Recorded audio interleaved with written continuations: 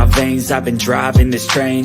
Years in this lane, there's no stopping this flame. Cause I came to the game and I changed it to play how I like, rearranged it to my own domain. Yeah, I got what it takes, made lots of mistakes, taking shots, skipping breaks, feeling lost, feeling great, popping off, singing straight, never stopped, never changed. All the squad here to play, and I've got something to say, yeah.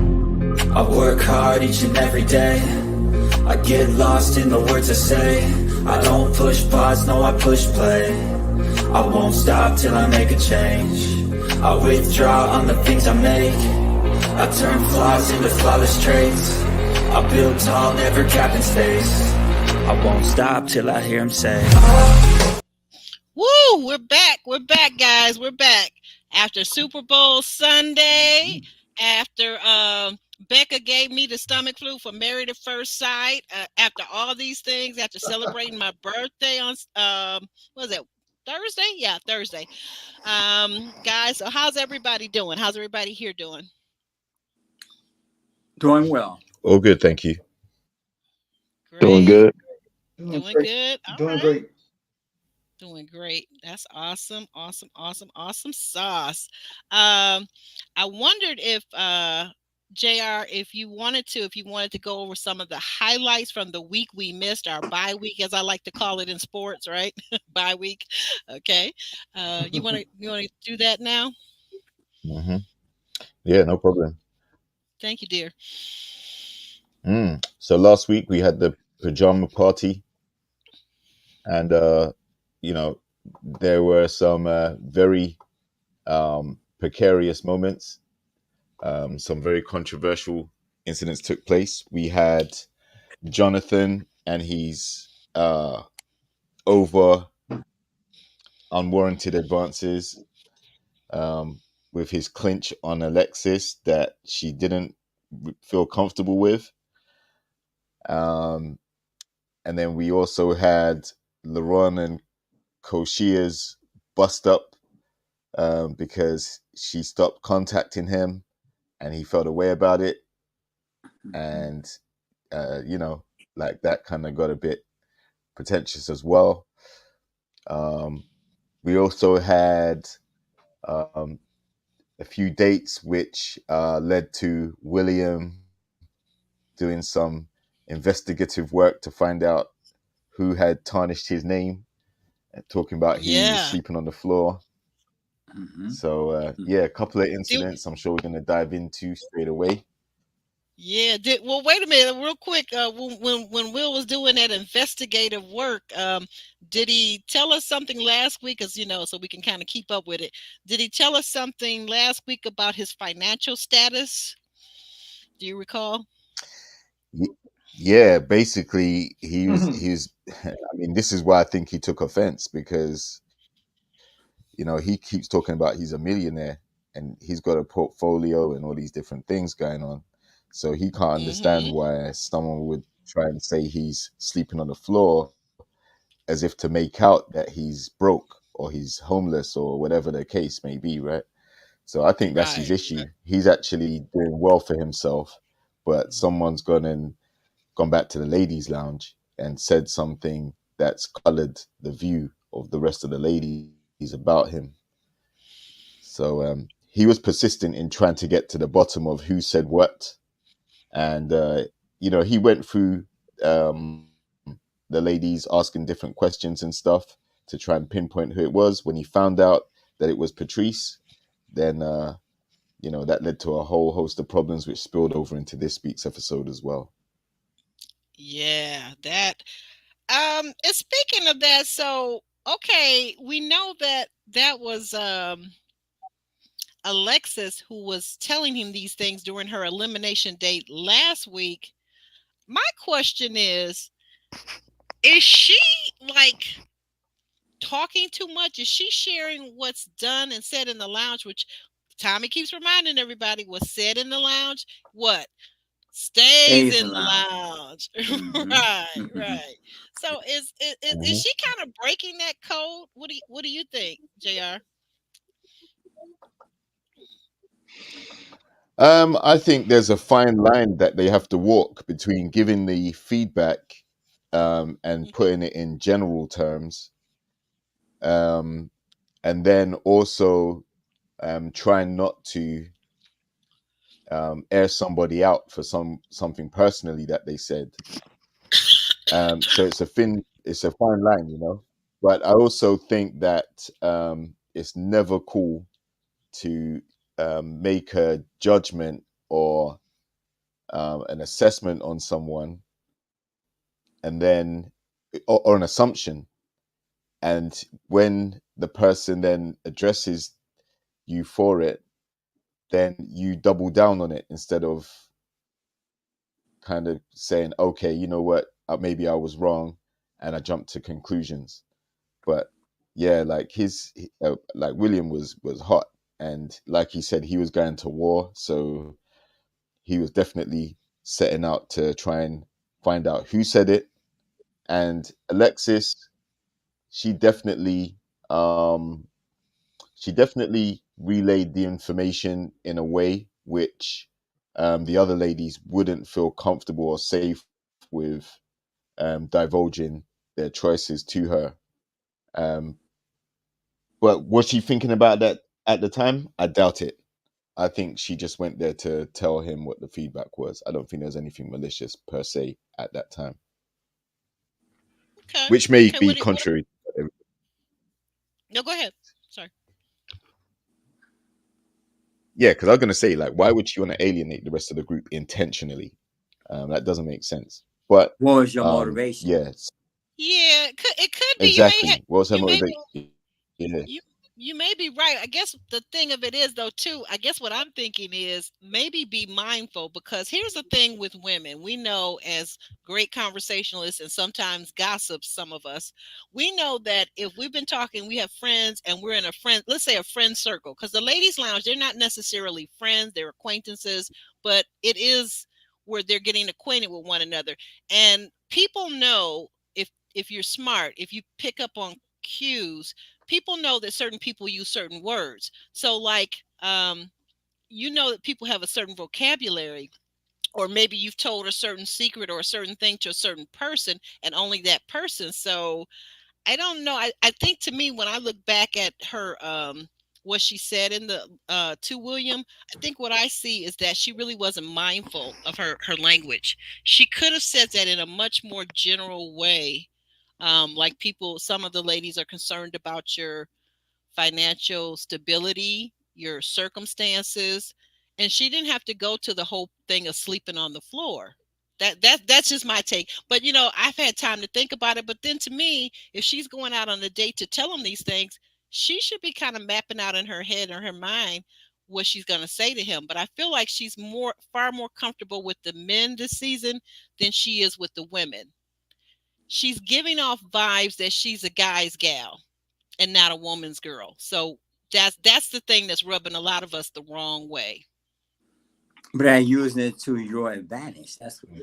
Are you using that scenario to your advantage to undermine the women, or just you did that for a reason, because you said that just the verbiage, the wording of it, and he's hypersensitive about it. The wording of it itself could really make him seem to be less financially solvent than what he is.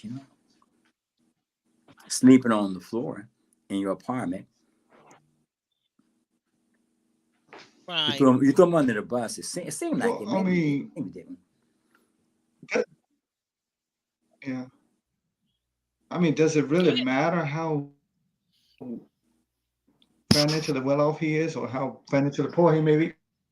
I mean, if he's on the show, I mean, I guess he's made the decision between work and filming and what have you. I mean, I'm just looking at it from that perspective, that why do these women care how much money he has? And JR actually downgraded him a bit. He said he was a multi-millionaire. He said a multi-millionaire. Right. I was waiting for that. I was waiting for JR, because he said millionaire. I was like, okay, that man said he was a multi with the I on the end. Multi. That's more than Multi-millionaire. Multi-millionaire. And he may very well be. I don't know him from a can of paint. I don't get that general sense that he is, but you know, that's just the sense that I get from over here on my TV screen. Okay, I don't know him. I don't know him. It probably shouldn't matter, but of course, financial stability does matter to women. Ron, what you gonna say? Pipe up, Ron, if you're there. Well, on Will's situation, I mean, I think it does matter to him. And production has a way of doing this and stuff like that's why I actually believe he probably is a multimillionaire because Okay. sometimes just to mess with you, just because they have the power to, they'll go opposite on what you are just to piss you off. You know what I mean? So you might be you know, a multi-millionaire. They'll try, and if you wear that on your sleeve, they'll try to make you look broke. If you saw in our season with Troy, they had a off one about him in an Airbnb. It was like, "Is this his house?" That was the caption on it, and then he had all these clips to make it seem like it wasn't his house, and he didn't really have it like that. And Troy had more money probably than all of us on the show. You know, he's the oldest. You know, he's a very established man. But because, you know, he might have wanted to pull up in a nice car on one of the, you know, they say, okay, we're gonna go opposite of what you are or what you think you are, just to piss you off. And they'll do that sometimes. You know what I mean? Like just they'll switch your narrative off. You can't always pick your narrative on if you're gonna get a narrative, no matter what. You can't always pick your narrative that you want. Sometimes if you stand on a narrative that's a good narrative, they'll go opposite on you just to play with you. Okay. It's almost like an attack. So like when I see them trying to make a point of that and bringing up these little, I'm like, okay, they playing with him because they must know it's true. You know what I mean? They must know he got some money. So I think he's right on that standpoint. I guess, can I ask you this question now? Okay, so you know, okay, what? So he's a multimillionaire. I'm gonna go with that. I'm gonna go with that from my gut. Okay, so, but here's my question though: why is he so bothered by what a stranger thinks of him? Why is he so bothered? I mean, you say this to the men, but with the women care. You say the wrong thing about a woman on here who's all about her brand, and it's World War III. So we let them go off, you know what I mean? But you ain't gonna let the man protect his reputation the way he wants to put out there on global television is not right. Okay. No, that's because I just said one little tweak thing about a woman that really didn't affect anything, and because she was trying to make her brand a certain way, I got a phone call with the wolves. You know what I mean? Like, so you can't even say anything about them that might affect their brand in any kind of way. But then they can tell you that you sleep on the floor, and they don't work that way. Okay. So I do get your point. He's checking, he's protecting his brand, he's protecting his image, because it's not something that they're just saying amongst each other in a small closed group. It's something that's going out internationally, it's going out worldwide, it's going out nationally, it's going to be on. Okay, I get your point. That makes sense. Okay. Yeah, they got that. And then from the ladies' lounge rule thing, just because I was there, I know it, the lounge and stuff like that. For one, I wouldn't put a lot of stock in that, because if you got 10 men and 10 women, all with each other's phone numbers, all talking to 3 or 4 men or women, different men or women at the same time, there's nothing sacred. Everything's getting told, because we don't even know these people enough to even start a genuine conversation. So the first thing we're going to talk about is what we heard in the lounge or what somebody said about you anyway. That's how we're going to start the conversation off, just to get our flirtation on and get it going. So everything's being talked about all day, every day. So it ain't like if he didn't find it out from Alexis, I could have been talking to Alexis. Alexis could have told me, and I could have been cool with Will, and I could have called Will up and be like, dang, Alexis told me that, you know, that's how it happens. So everything's being exposed one way or another. So I wouldn't necessarily say that she was messy for doing so, because I never understood this about the process. I'm like, men are very particular about the loyalty of a woman. That's like our number one thing. So you expect these guys to go to the end with a woman, kiss her on a bridge on national TV, and then you expect him to be loyal and everything with her, because first thing y'all gonna do is check the relationship 2 weeks later to make sure it was real and make sure they're still together and make sure he's courting her and doing all this type of stuff. But you want him to do that, but you didn't watch her be unloyal to this guy the whole season, and then he's just supposed to switch and say this is wifey now or something like that. I don't like that. I like her showing loyalty to Will. If she likes Will, show your loyalty to him right away. And if that means letting him know what's coming for him and what's going to happen, that's what it is. But at least you set yourself up for him looking at you as a genuine person and really want to have a relationship with you towards the end, instead of throwing him under the bus and doing this and talking to other guys in front of his face and doing all that through the whole season, then picking him towards the end and then expecting him to be aboard. Like, and then you get mad at the man, say, "Oh, that man wasn't ready to love," or the men be playing the games and stuff like that. No, he just watched this woman be deceitful the whole season, and you want him to switch. Don't work like that for men. Yeah, that's a good point. You all bring up very good points. And let me go back to the comments section, and we're going to move forward. Thank you for that, Ron. In the comments section, I wanted to go back and highlight this because this was very interesting to me. Assuming that Will sleeping on the floor indicates lack of money is absurd. He works real estate. And when we flipped houses, we air mattressed, crashed instead of returning home when the work was in progress to I guess for ease and ability. Yeah, that makes sense. That makes sense. Right. Go ahead. And that's I think what he was trying to say. And unfortunately, because so much stock is placed from the ladies on financial stability and the guy that they're going to choose, and that's the first thing that's going to be held against them if, or any of the guys, if they hear that there's any type of like in this instance, he's sleeping on the floor, then that's going to go back and, oh, maybe he's not stable. Yeah, man, how can he have money if he's sleeping on the floor type thing, right? Right. Like we also saw this last season, like someone got called out. I won't name the person, but they got called out for being combative, right? Yes, And right. it was something said by one particular guy, and it got carried to her, and she went on the same investigation, same warpath, trying to find out who it was, lined all the guys up, interrogated them to find out who it was, and then got mad because she felt like one guy was trying to tarnish her name amongst the rest of the guys in the group. So it's just a role reversal this time. And like the thing is, True. I think Will didn't really have that many connections anyway, so he was able to narrow it down quite quickly because there's only a few ladies that he's talking to. So when he found the person, it wasn't really a hard process of elimination for him, I don't think. And then with Alexis being like a pick me, or guy, being more of a guy's girl, like she's there on the show to be chosen by the guys. So to Ron's point, like if you're looking for a guy to be feeling you, he's gonna definitely expect you to be going back in the lounge and kind of voting for him or holding it down. Getting intel, stealing intel and snitching. I'm sorry. Yeah, maybe, but again, I think she could have put it in more general terms. She could have said, the ladies weren't feeling you because of XYZ. But the fact is, that was one of the main reasons why the ladies put him down there. They're like, yeah, if he's sleeping on the floor, then like that's not someone I'm thinking about being with, right? So it was used against him. So it was a very valid concern that he would have had with. But I never agree with trying to interrogate the people to find out who said what.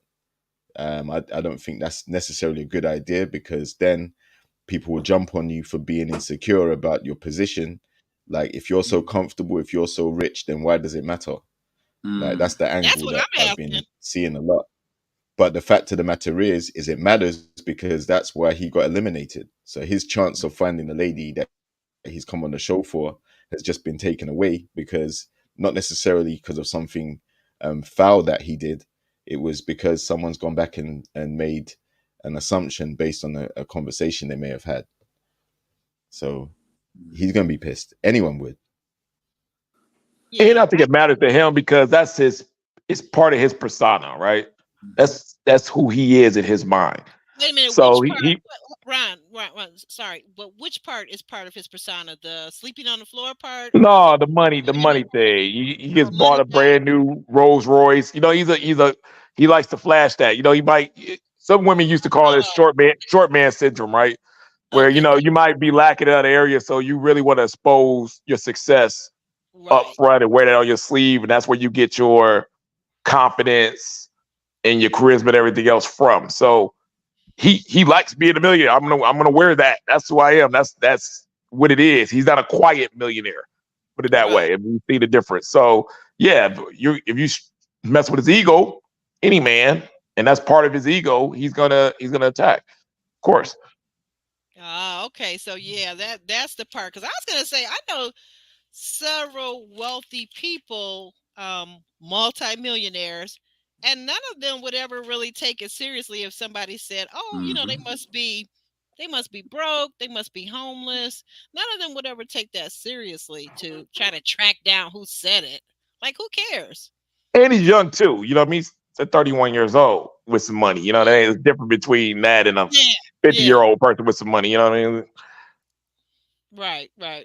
Okay, yeah, because these are people that are a little more seasoned. Well, when I met them, they were in their 40s, early 40s, but they. And then I think the thing of it, what I'm feeling from him, and maybe you're right about this. Maybe it's because he worked so hard to get there. And maybe whatever trauma or whatever past experience as a child, maybe growing up lacking certain things, being teased at school because you got holes in your clothes. I'm not saying that he did. I'm imagining, guys. This is me imagining. So don't go back and say Aubrey said, but I'm just imagining, like, if you grew up, I know people that grew up struggling, it's often kind of difficult for them. They're a different kind of multimillionaire than the people I knew who grew up, let's say, middle class, and then worked hard also and became multimillionaires, but they never really lacked anything from Jump Street. You know what I mean? They never missed out any meals. They went to good schools and all these things. So I think what I'm feeling from him is that maybe he's really proud, and rightfully so. He's proud of making these accomplishments, these achievements, and working hard. And then for somebody to just shoot him down and for this to go viral or go, like I said, nationally, internationally on this show, which is, broadcast throughout, that is a shot at the ego. I get it. He did a live. I don't know if y'all saw it, but this was like 3.5 weeks ago. Okay. And it posted on the group, Ready to Love group that we're in. And he was saying right then, like, he was going off on his live. And he said probably too much. I swear, like, this season of Dallas, this number one season of all the seasons of the people who done too much off camera so far. Right. They can take over Miami. They can take over the second season of Miami to me as the number one. Right. They're gonna kick them out first place. This is on Instagram Live. You said he went live. That was on Instagram. Yeah, I'm a millionaire in real life. He was going off. He was really like holding on, doubling down on the terms and stuff, and going off on the process of things of that nature. But so you can tell it got under his skin. You know what I mean?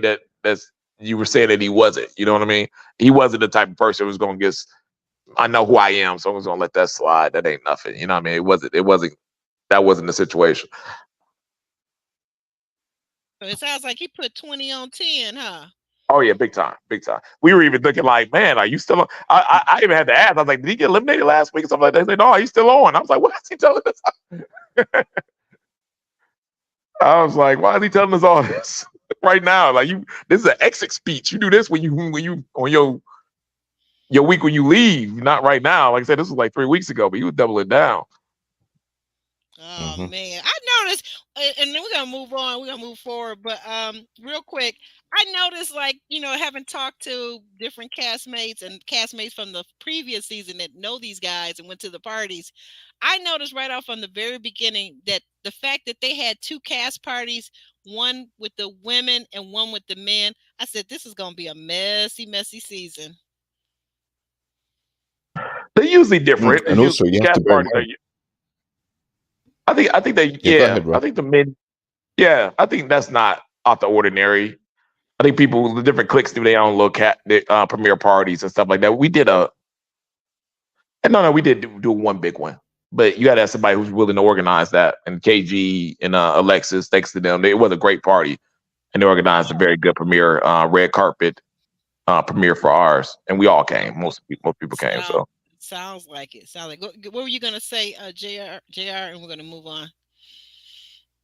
Yeah, Jr. I was gonna say, like, you have to remember the new format as well, where there are two groups. So the first group met each other before the second group Oh integrated with yeah, them. that's right. That's So right. Thank you. so there are some people that he hasn't got to know yet, as well as some others. And if word is going back that he's broke or he's unstable or he's dusty or whatever the connotation is, then there are some people that haven't even got the chance to date him yet, and they would automatically be swayed by that. So yeah, it's unfortunate, but I can see why he's mad, and I can see why people have different views on Alexis and all that. But ultimately, no one wants to be labeled unfairly with anything that could be negative or negatively impact them in the process True. of elimination, right? So Right. That's a good point, and that's a fair and accurate point. So we said all that to catch you up on the week that we missed because we were watching the Super Bowl, many of us, and we wasn't doing no podcast because they don't pay me enough to do podcasts on Super Bowl Sunday. But Okay. but we're back, mm, and we'll be back for the duration of the season. To report and give you all the ins and outs. So we know that as we were talking about Will was the one last week at the end of the episode who brought Mika to the front and Koisha to the front. We left on a cliffhanger, and we opened up this episode this week with Koshia being eliminated. And because Jr., you tried to tell me, but I was shocked. I was like, no way to get Koisha is this season. I thought she was going to be this season's Janelle. What happened? What did they make the right choice on this one, guys? Sean, Yeah, what do you think? sorry, go. Let me get Sean in here real quick. Yeah, sure. Well, I don't know if they made the right choice with this one. As far as dynamic personality that will give you dynamite ratings, Koshia was the one. So if you're looking for ratings, no, they did not make the right choice. But if you're looking to minimize drama, probably they did make the right choice. So depends on which one. Ron is the alumni. He could tell you how it works. I don't know I don't know how the voting went. I don't know how the voting went in the lounge and say, look, hey, we need to get rid of Koshia. I know Well, that was LaRon's strongest connection, but right. I don't know. Sean, let me ask you a question. Do you feel like what was different about What's that? Koshia this season than Janelle last season? Do you feel like maybe it was the threat in the lounge? I mean, what was it? Why did they get rid of her? Because the only thing I can see different is you got two big, really huge, gigantic, enormous Texas-sized personalities, and also both of them very beautiful, very pretty. Or wait a minute, did Koshia not ingratiate herself enough to the men? Because Janelle, last season, we know a lot of the men like Janelle, right? But Koshia, did she have that same male pulling power, Yeah. that same seductiveness with the guys? nope. JR, I what you don't say? know. What you I say? think the idea. I think like Go ahead. Go ahead. I'm sorry, Sean. well, I think like Ron was saying that the narrative that's been pushed. Now the narrative is that Koshia, she's has this dynamic alpha woman personality, whereas Mika, I think the dynamic and the narrative is pushed with her. I don't have any more children. So I mean, because you don't hear anything really of substance coming from Mika, versus Koshia. Koshia, I mean, she was going around to the different guys at the pajama party, what have you, or the first night of the pajama party, whatever, or the week last week, the one that we did not redo. Yeah, We right. saw her going around making her way to different men, what have you. So it wasn't like the men really did not quote unquote like her. I think she was easy to get into the guys. I don't know whether she was buying votes or not, what have you, or lobbying, versus Mika. Like, hey, look, I don't want to have no more children. I don't want to have no more children. That's it. You know. So I don't know whether she was pushed out of the show for the sake of trying to minimize tension between her and Alexis.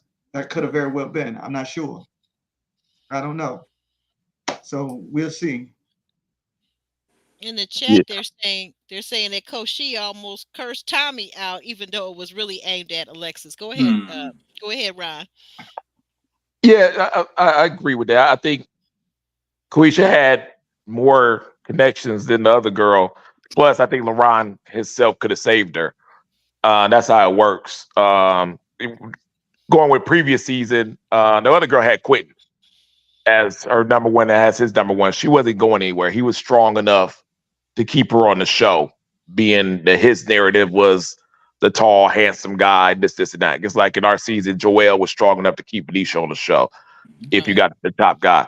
I think LaRon still, she had a connection. She's supposed to be there, but you can't do a physical threat to another castmate on the show. It's just too much legal stuff that could go there. So they probably had to let her go after that. Ron, were you aware, not to cut you off, but Ron, were you aware that LaRon and see all those Rons keep popping up? LaRon and Koshia were actually dating outside of the show from the get-go. Oh wow. Oh, I was. I'm a really good friend with LaRon. He'll tell me anything, but I didn't know that. I can find out. Yeah, he admitted it. Where was he? He was on whose panel was he on? Kojo. Yeah. No. Yep. He was on Kojo. He was on there. Kojo. Right. Yes. Thank you. He was on He was on Little Black Book 91. Well, Shout out to they're not the only two then. Well, no, we know that, but I'm just getting back to Ron. We're on this specific topic, and I'm just saying that LaRon Anyway. and Koshia were going out. But here's the catch. Now, here's the rub. This is where he says things changed.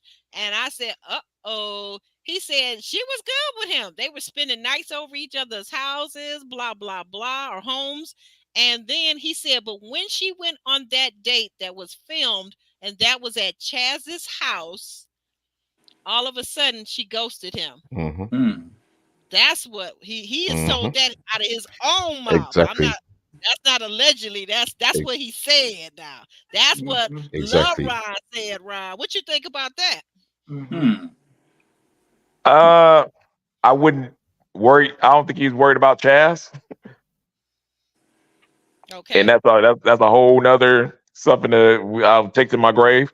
but that wasn't the situation. I don't think. I don't. Them. Okay. So I they were probably dating off and on, or he's probably just taking her out for drinks and stuff beforehand because LaRon the party boy, whatever like that. Yeah, that's the ladies have, but he didn't himself that anybody that goes out Tuesday through Sunday, you only take a few days off for a break. That's a regular job. You're a party guy. He's a party guy, so she probably wasn't taking him too serious anyway. So man said he worked from in home. that situation, he probably thought, okay, I done took you out, we done done this and that. You're gonna be loyal during the season of the show. And she's like, well, I'm not about to be loyal to you because you're a party boy. You ain't serious anyway. So if I got an opportunity to make myself and my brand look good on this show, I'm going that way. And it happens all the time. It's called a flip. And women are great at it on this show. And she ran a flip on him and he took it personally. And that's probably what started the situation here. Okay. Yeah. All right. That's definitely what transpired because we saw last week where there were times where he was looking over at her and she was clearly enjoying herself interacting with the other guys as she should, right? Because it's the process. Yes. But he was kind of in his confessional saying, look, we were talking and then all of a sudden, she's not feeling me no more. So I need to get to the bottom of why that is. So when he sat down with her, he asked her, what's going on? We've been messaging each other, calling each other, all that stuff. And then all of a sudden, you're not returning my calls or my messages, but we're not talking no more. And she was like, yeah, I know. So she affirmed that she basically cut him off for no reason. So he was confused by that. And then what he decided to do was say, okay, well, you want to smile up in these guys' faces and in front of my face like that after we've been talking. So that's when he got up and he used Maya as the prop to right in front of her face just got up and started hugging on Maya Yeah, and, he sure you know, did. And flirting kissing with her on her. the neck And then and all Koshia gets this and mad. that. Oh my Yeah, God. Koshia gets mad about it. And so I think that's where their connection went wrong. So I don't even think Laurent could have saved her because, you know, that happened. If they were still solid, if they were still talking, she hadn't dropped him out like that for like out of the blue, then I think there would have been more chance that she would have been saved and not be going home. But I do definitely think she's the combustible element this season. Her temper is too fizzy, and like when she made the threat to Alexis, she also was saying things like she feels like she's talking to a child when she's talking to Laurent, you know. So those Mm. type of things will get you voted off real quick because that's reflected in the attitude that you have towards these people. And yeah, so it wasn't Laurent that necessarily voted her off. It was the other guys that said they had no connection with her. And when you're outnumbered, there's very little you can do anyway. But you know, to be fair, she did have more connections than Mika had at the time. But Mm-hmm. the volatility that's got to go because if you keep her there, you know, as thin-skinned as she is, you know, anything can set her off, and I don't think we Yeah. want that. Even if it is for ratings, I think they'll say, you know what, we can't have, you know, someone just go wild and start something on the show. It's better to be preventative than to deal with the aftermath of what could Just potentially threaten a happen. girl on national TV. I mean, if I was Alexis, I'd be like, I'm not going to be in a room with her. I don't feel safe. That's all she has to say. What else Yeah. are they going to do? Their hands are tied. Their hands are Exactly. tied. And that's what Ryan, you just took the words out of my mouth because I was just about to wrap this segment up because we could go on and on. But I was just about to wrap this up and say, you know what? I think that you're right. Alexis may have went to them and said she didn't feel safe. And I don't blame her. And that's it. That's an HR problem. At that point, they've been put on notice and that becomes a legal issue if anything should happen. So good for her. So she's gone now. And anyway, so we open up. We're in the ladies' lounge. We know that Koshia has been eliminated, and now we move over to the ladies' lounge. And Tommy tells the ladies that this week's theme is what are your non-negotiables, and for the women to find out from the various men that they're dating. What are those men's non-negotiables, and for them to state what their non-negotiables are. We go over to Rashina. Rashida brings Justin out on a salsa date, which I thought was really cute. Ron, I thought of you while I was watching this. I was like, where's Ron? I want to see Ron. Ron had that salsa date on his season, right? You had a group of people, and I loved it. So they're receiving instruction. They say both of them tell us that it's their first time, but they're working it out. What were your thoughts on this, Calvin? Let's get you in there. Calvin, what did you think about the salsa day? Oh, you know I wasn't gonna forget about you. Well, you know what? Really, I think they made an easy adjustment to it because they just relaxed and enjoyed the ride. They both felt they said it was kind of awkward, but they just grew into the role, and I think they did good for the first time out. Just made it easy to do it, just relax and enjoy themselves, you know. And salsa is something you bring not just your feet, but you bring your energy and your passion to, you know. And so it looked interesting. They did a good job. They did a good job. Just growing into the role and relaxing and just doing what they did. There was a natural at it, you know? Yeah. Has anyone tell me this, answer this for me, Calvin, before I move on to the other gentleman on the panel.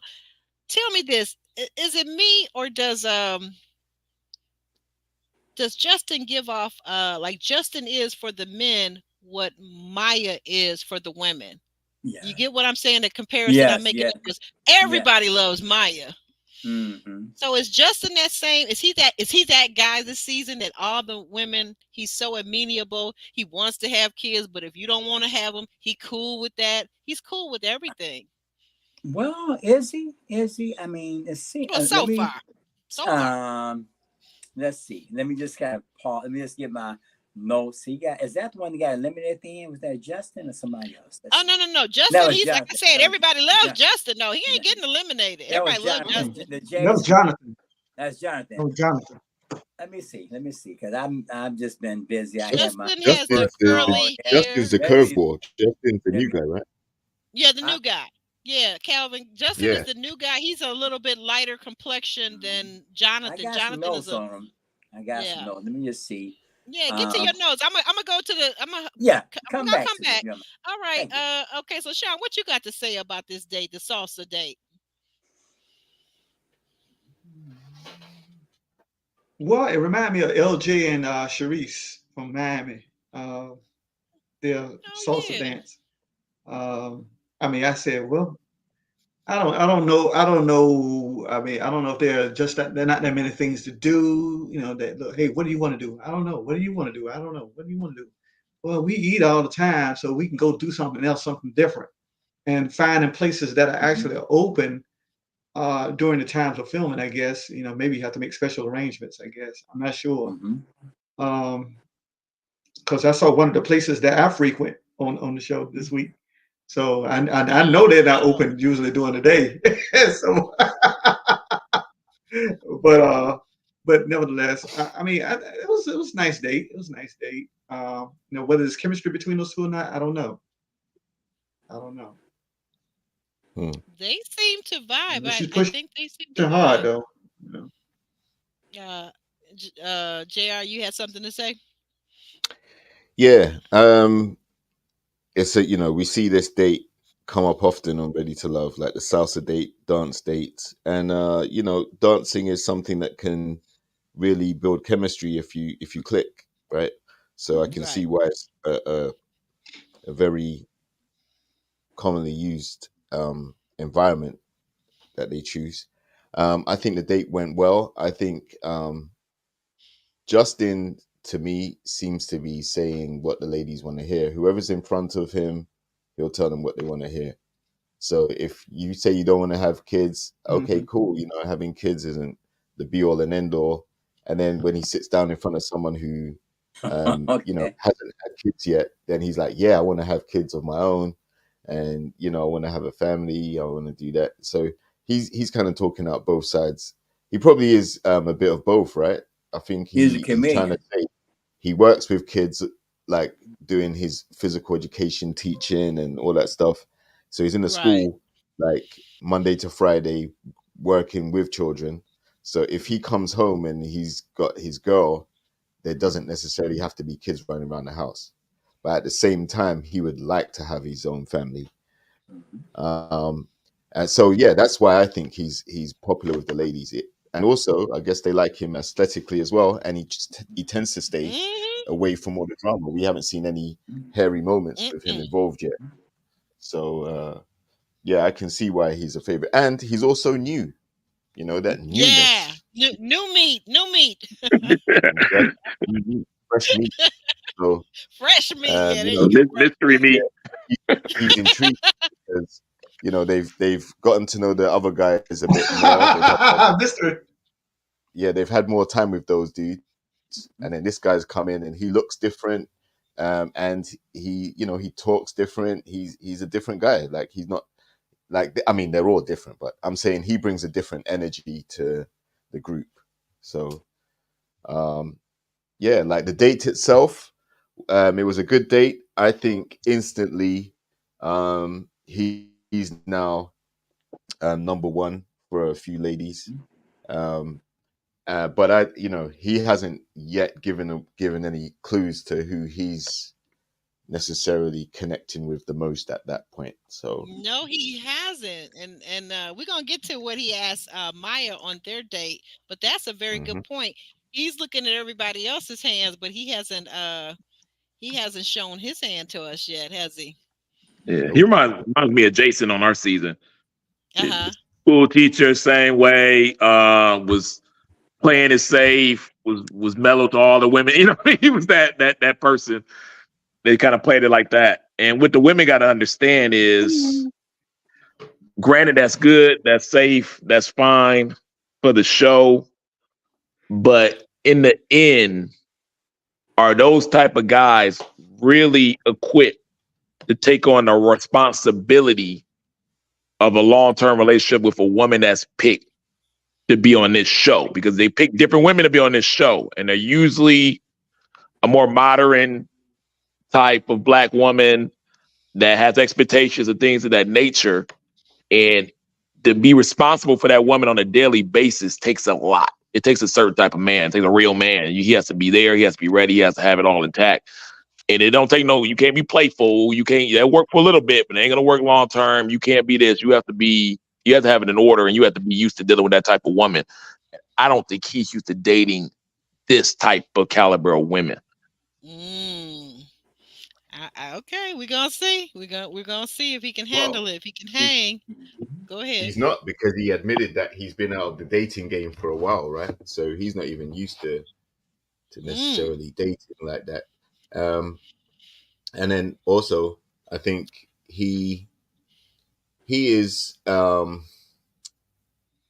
he does have the stability, but does he have the lifestyle compatibility of some of the ladies? Like if they've got children already, then their schedule will probably be work, then home with the kids and things like that. You know, his lifestyle may be different. When he finishes work, he's got no kids at home, so he may have a different vibe altogether. He's definitely doesn't seem like he's a LeBron where he's in the club all the time, but he doesn't have the same lifestyle as the ladies that do have the kids. So even though he's open to dating them, how long will it really last if they're from two different perspectives lifestyle wise? Then he's a teacher. When he come home, he has homework every night, right? He come home, he have to do a lot of the teachers. They come home, they're still working. They're still working, doing correcting papers and all that. So that's a great active life. Working You're essays dealing and with children all day long, and you come home, you have to. He's a PE He's a teacher. PE teacher, physical ed. He's physical ed. I just thought about that. He doesn't have to grade any papers. He's He's a PE physical teacher. ed. Yeah. All his stuff that he It's gonna still grade is gonna it's be still a right class there. that you have to pass though, right? It's still exhausting. It's a class that you have to plan for, and you have to pass. So.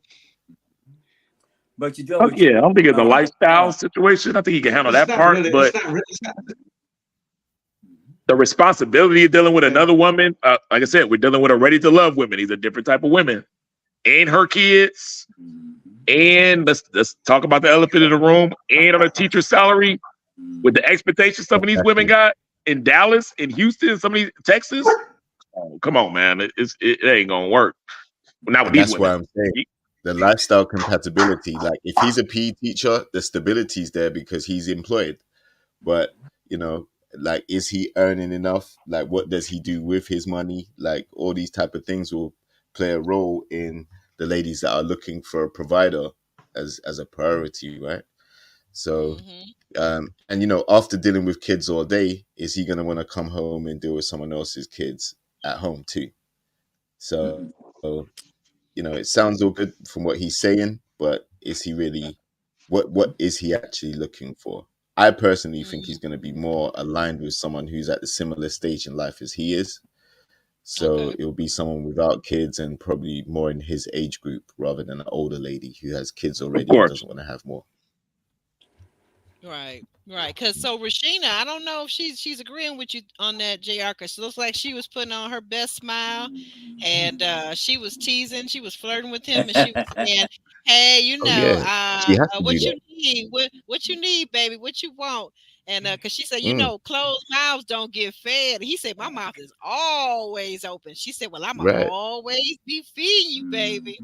Do we know how old she is? Anybody got her age?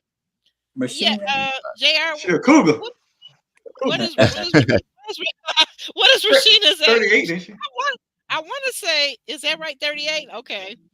She seems older. Like I knew she was gonna be younger than what she portrays off, because she has like that older swag to her. That child. That that it's nurturing is good. Yeah. But I can see why the two guys that don't like her the most, and she don't like the most, is Will and LaRon, the two youngest guys, because she has a very old spirit about her personality. Maybe that's why I'm attracted to her. I like her. I like her old soul. Yeah, but you gotta understand that the younger guys is not gonna feel that. That's why those two more attracted to Alexis at 31 with a more younger girly spirit than that. Yeah, but she's comfortable within her skin, Rashina. Yeah, she's comfortable. Well, And to so be fair, too, some of the younger guys probably, especially the ones that don't have children, I understand that they don't want to be with a woman who already has children because they ain't trying to deal with all that stepchildren, stepkids, bonus kids, whatever you want to call them. A lot of the younger guys and even older men do not want to deal with the responsibilities of someone else's kids because, hey. And that's where we missed the boat on Yeah, there because because it's a she financial, would be perfect for a guy, right?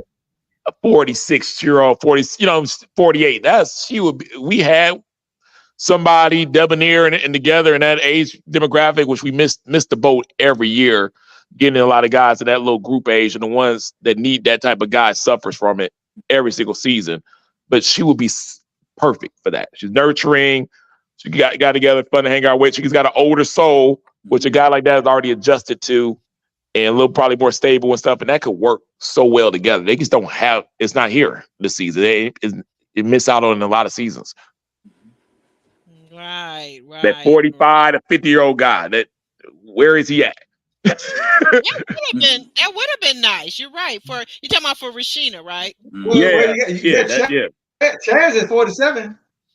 Who? Oh, yeah, but Chaz is is 47, but he's not looking her way. Chaz is looking at all the younger women. He's not looking her way though. So he ain't looking her way. Yeah. I think the reality is because Chaz is trying to get.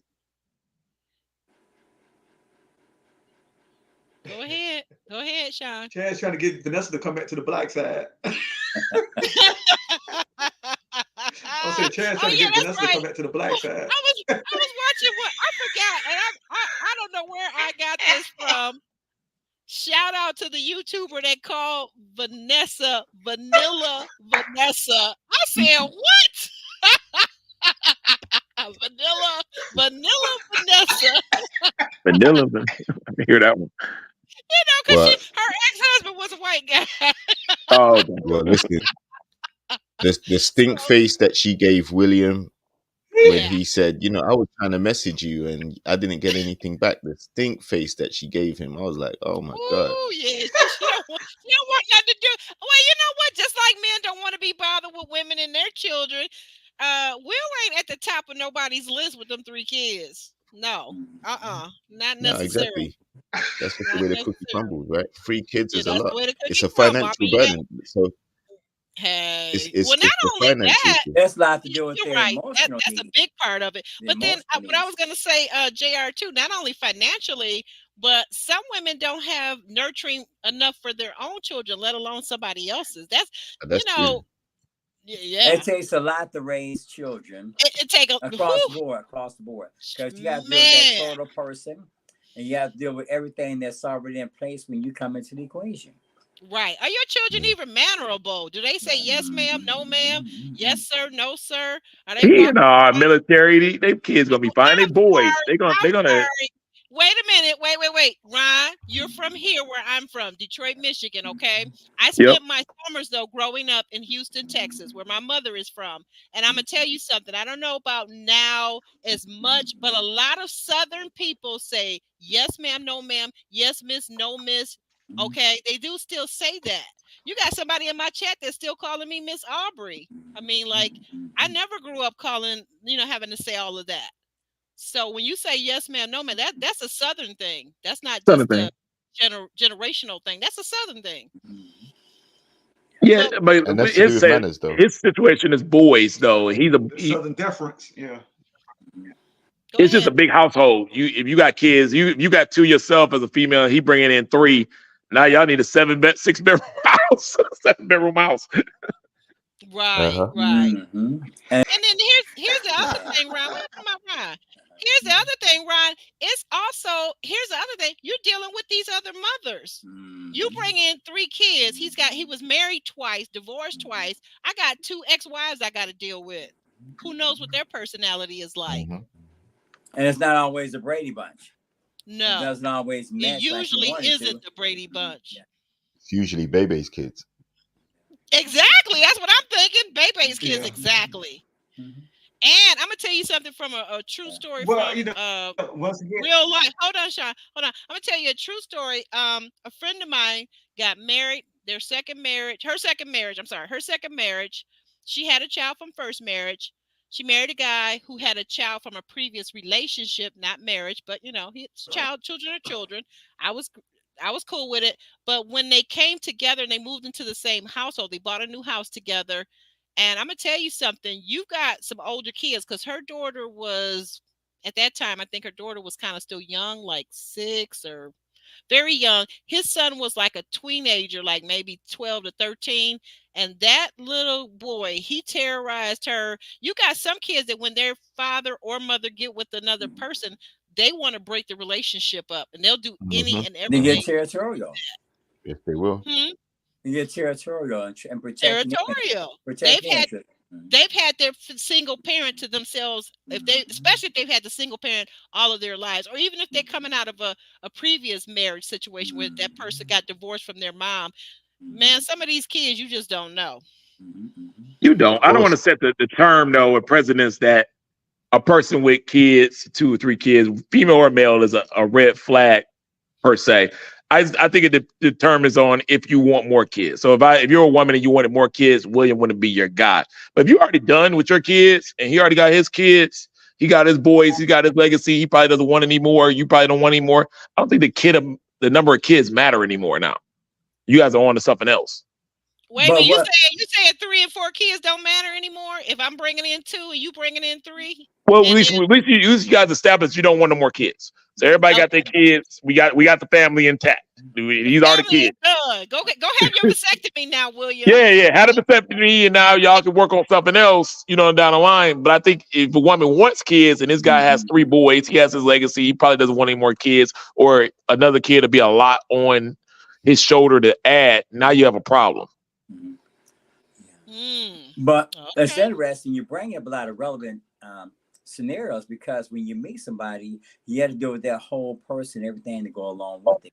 And when whatever's involved, because when you sit down and you're dating and you get with somebody that has children already, and you have children, you have to considering how you have to have some kind of discussion or awareness that it's not always going to be easy trying to blend the family.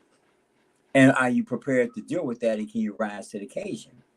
Because that can be something that really prevents your marriage from going to the next level. Or if you work on it, it can take you on to another level.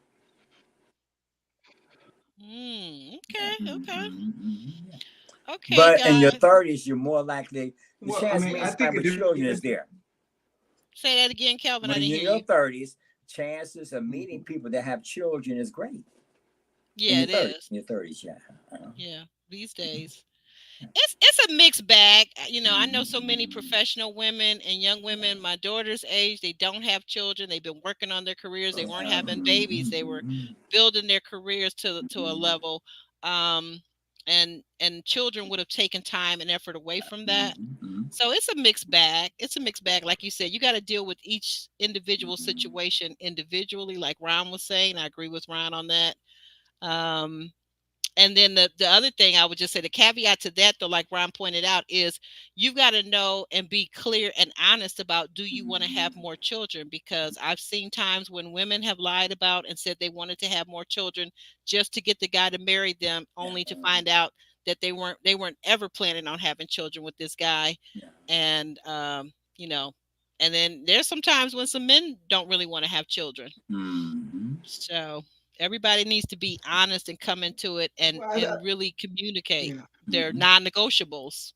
And that keeps coming up, the non-negotiable. Yeah. And one is you have to be able to be transparent with the person that you're dealing with and being able to discuss a lot of stuff that you can't hold back on. Because you have different needs in your 30s than what you're getting in your 20s. So the person you get with has to be more aware and in tune with themselves,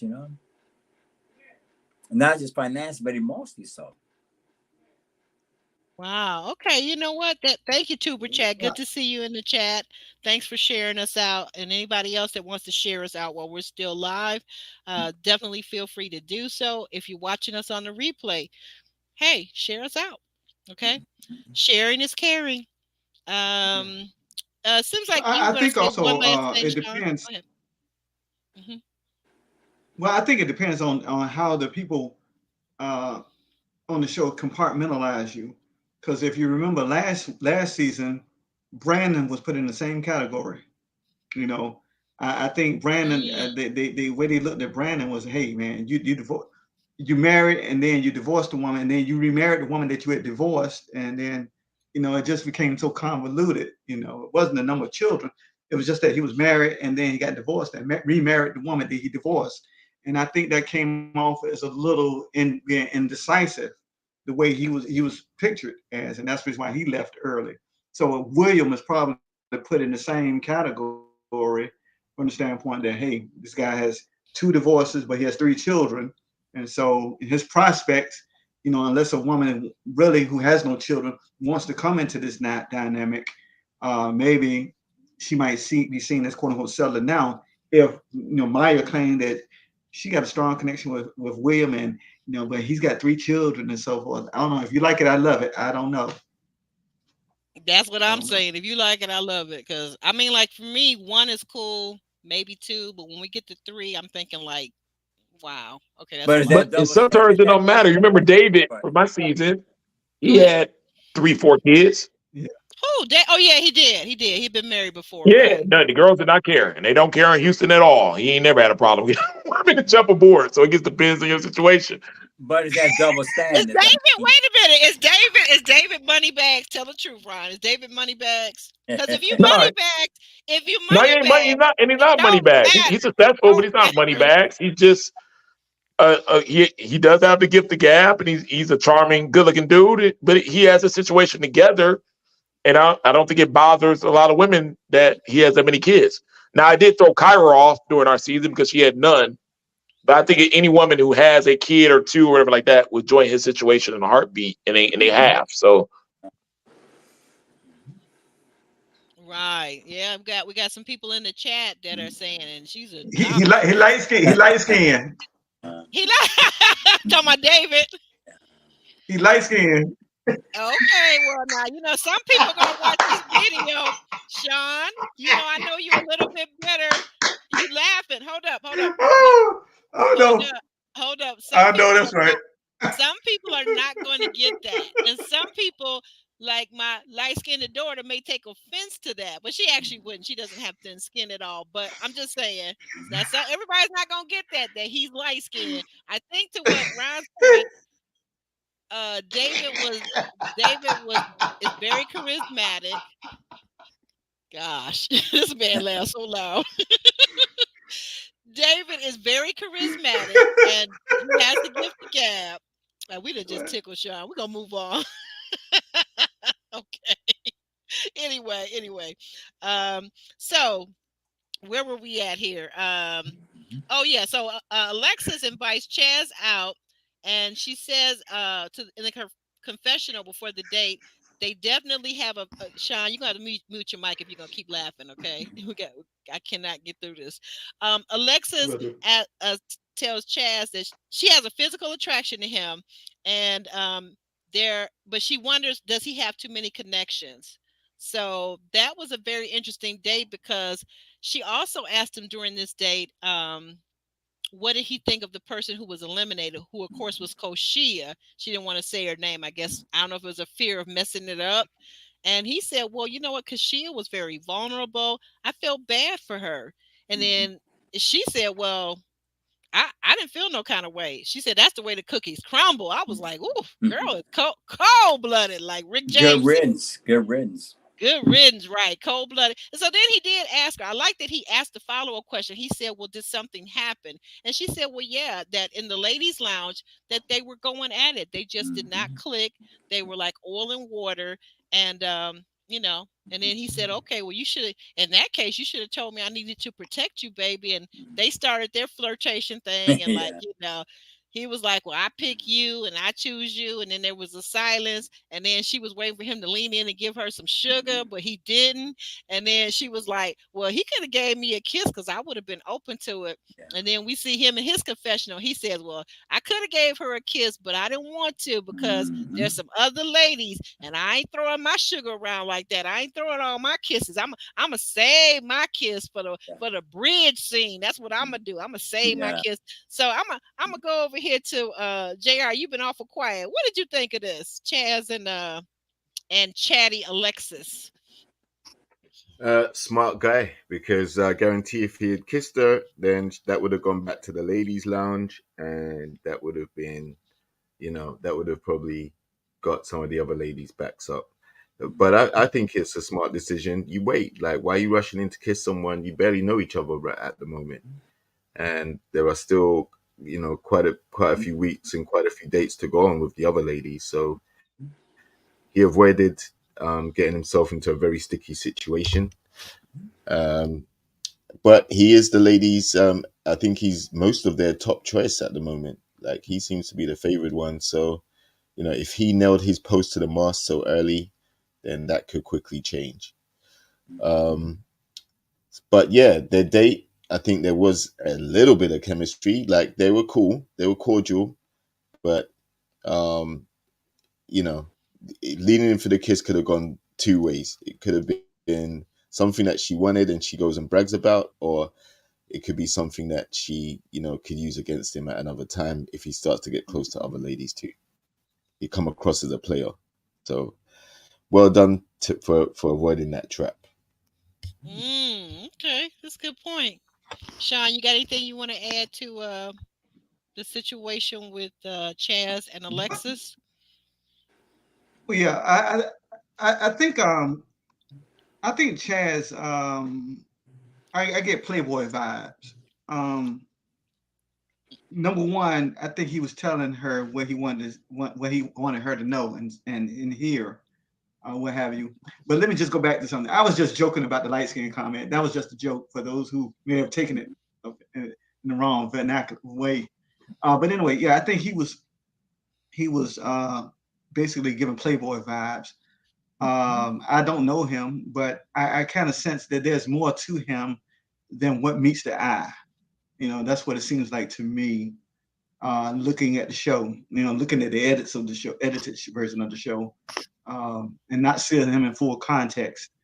And I think he's just a smooth talker. He's a smooth talker.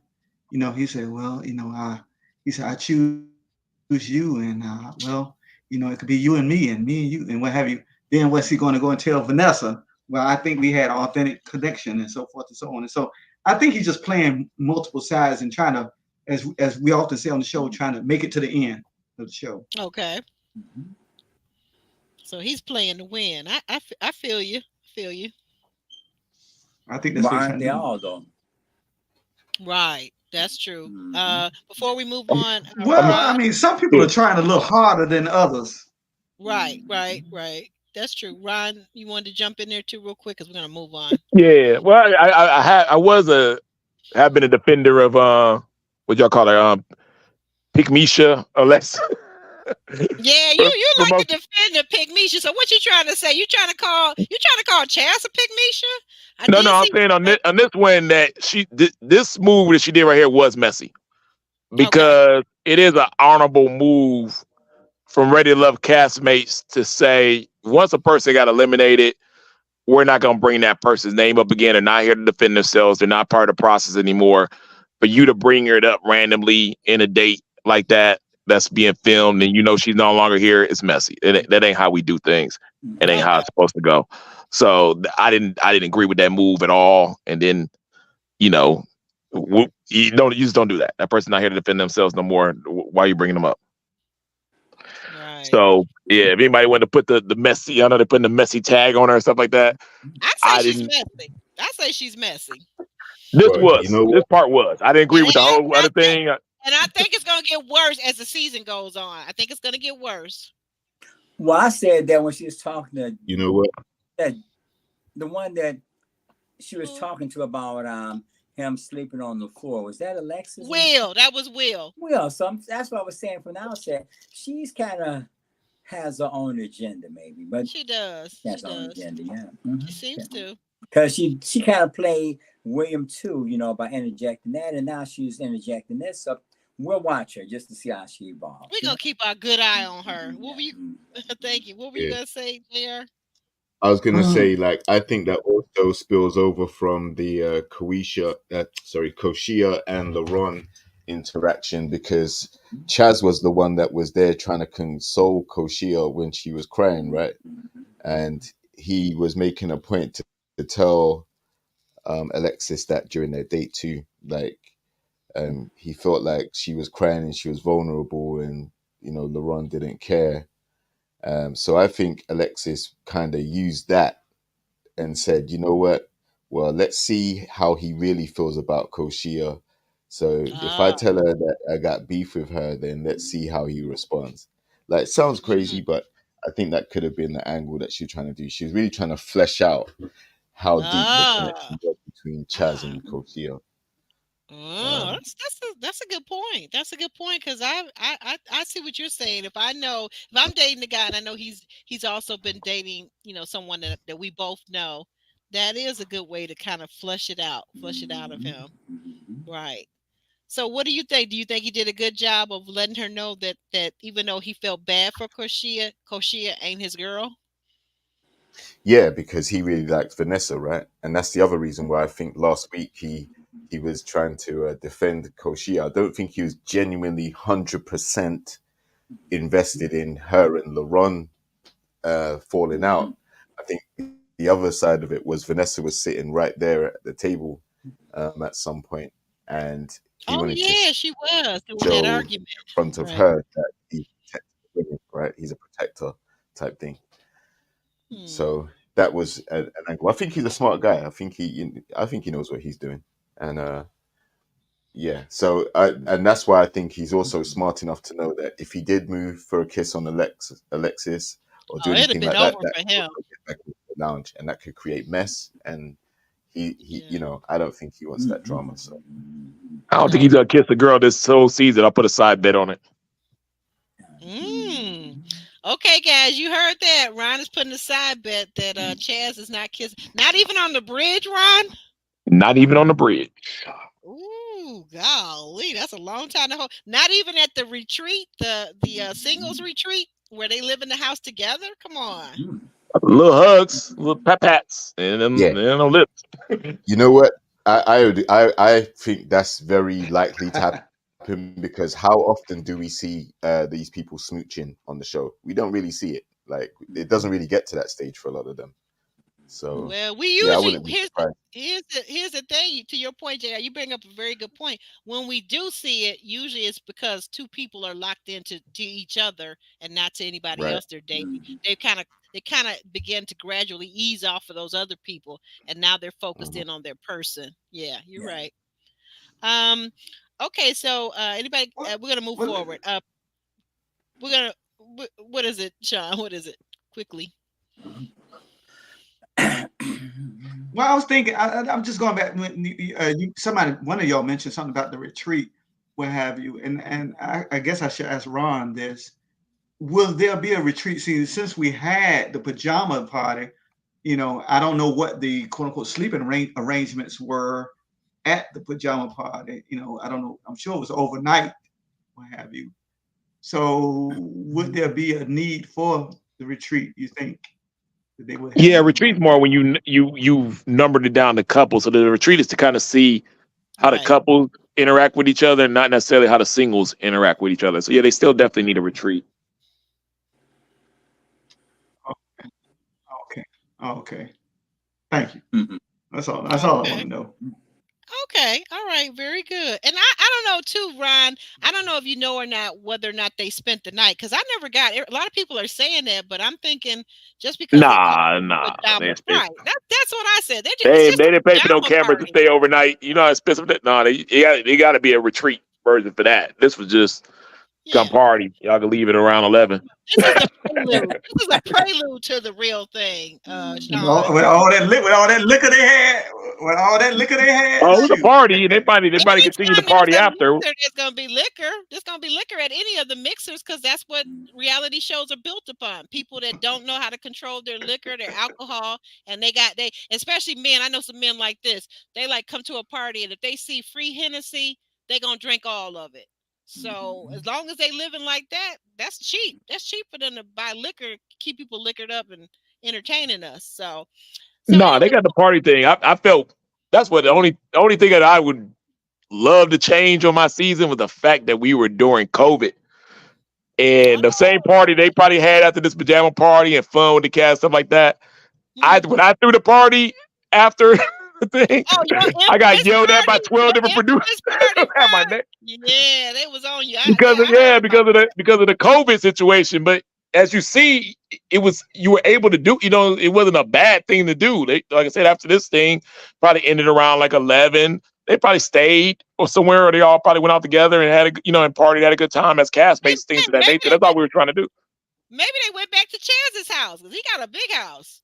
Could have done that too. Something went down. You know what I mean? So it's allowed, but like I said, with the COVID thing, it hindered our season a little bit for doing those out of date interactions or out of party interactions and things of that nature to kind of get to know each other a little better and quicker.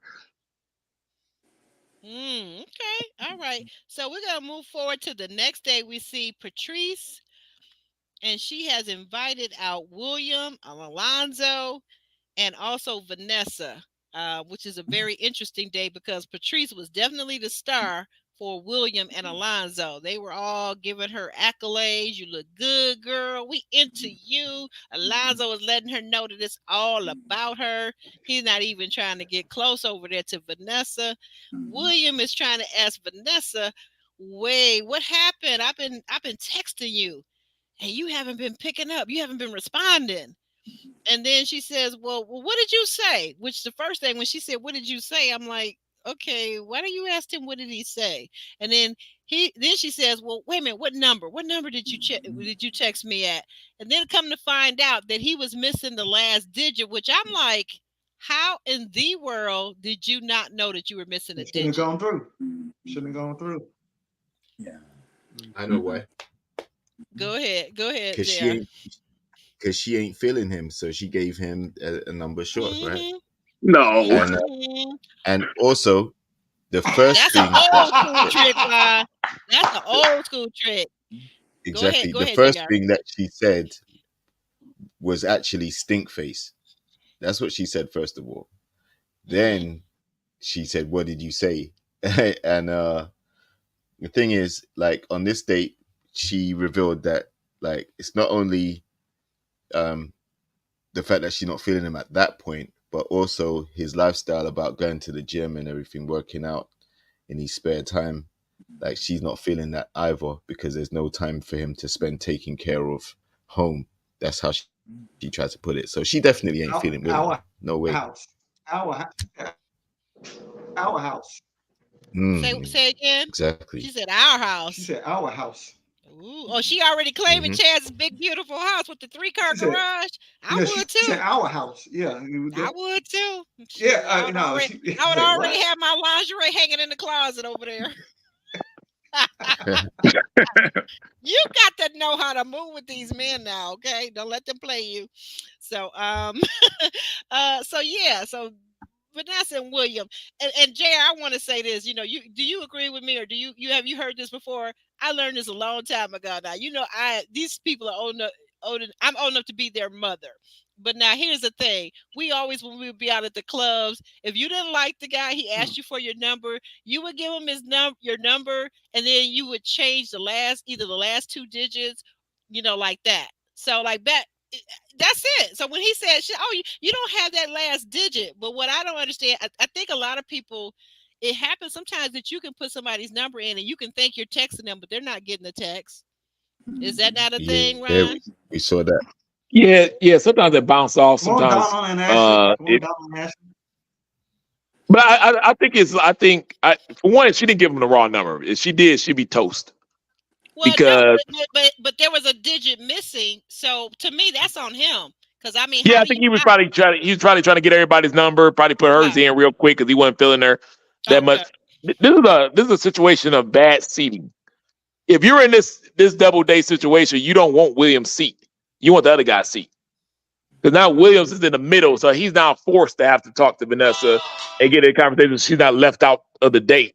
And the other guy doesn't have that pressure. But now he has to compete with the other guy for the other girl. So he's in a whirlwind of mess right now, trying to compete over here. And he's the one that's sitting close enough to Vanessa where he has to give her some kind of attention too. So she doesn't look like he's the third wheel of the situation. Other guy doesn't have to worry about none of that. So he's cool. He got the right position, the great seat. William got the wrong seat, and he paid for it. Right. JR, you And the other agree? thing that's You wrong agree? with that, the other thing that's wrong with that is she's not feeling William. So if they had switched places, then she probably would have been more receptive to to the other dude, right? But yeah, William and her, there's no chance. She doesn't like him. Like you could tell. No love lost. Nah, the stink face said it all for me. Yeah, where's that comment at? That comment And was production knows. hilarious. That's why they set it. They set him up to sit directly like that. That's how that works. In the chat, they're saying Vanessa stank face William when she's best aligned with him, and I guess the chat is saying because they both have children, so that's a good point. But she believes that she's got Chaz in the bag. Meanwhile, Chaz is over there pivoting with Alexa with no kids, and Chaz wants kids. So that's a very good point. Vanessa, Vanilla Vanessa, as someone else called her. I like that, Vanilla Vanessa, because there's two meanings to that. Not just the fact that she was married to the Caucasian gentleman, but also the fact that she's really kind of vanilla, like you know, kind of boring, kind of dry. Kind of boring. Yeah, I don't think she's gonna last. Hillary Banks. Hillary Banks. And let's go over here to Calvin. Calvin, what you thinking about this date? Well, I'm just looking at my notes, and it seemed like Vanessa felt like she was in a love sandwich or something. She said. Yeah, she said she was in a love. She was in a love. Really, she was a left out piece of cheese that was taken out of the love sandwich. That's right. So the focus point was not on her as much as it was on Patrice. You know. Right. So, right. Well, you know what? Interesting again is that you have to know who you are in a dating situation and be comfortable with yourself to do well, because you bring yourself into the party, so then you exude certain things and people gravitate to you based upon how you make them feel. They're preferencing Patrice over Vanessa. Somebody, they like her more so, but it's interesting because you have to be fully comfortable with yourself, because if you're ready to love, you should be showing it, and not just verbalizing, but showing it too. Right. So it's interesting characteristics that's on here, because you see that when you come, you got to come with your game face. Other than that, you fizz out early.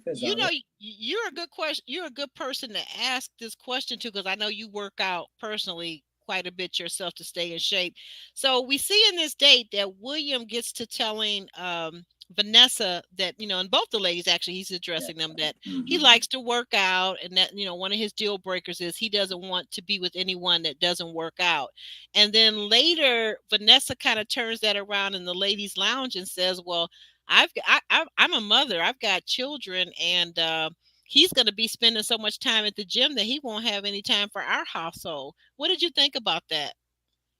Well, I mean, she really does. She's not an exercise, so she don't see when a person exercises and a person doesn't. They're looking at things altogether different, because you're used to working out on a daily basis, and that what you want him to hang out at the club or the bar. I mean, that's his outlet is in there to exercise, and he can either opt for. Some people exercise at home. I have equipment at home, but some people have to go to the gym.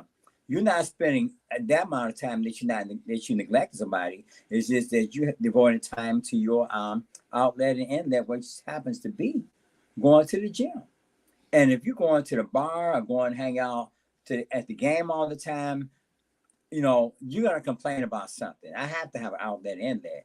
So I'm not going to the bar or the club. I'm going to the gym, and if I'm going there twice, 3 times, I'm not spending it all day there. I'm just going there for the time that I need. I think she's more deterred by she's not into him, and she's just making that known. And the deal breaker is that he's going to the gym, but she's just not into him. Period. That's not what the I'm thinking. Yeah, me too.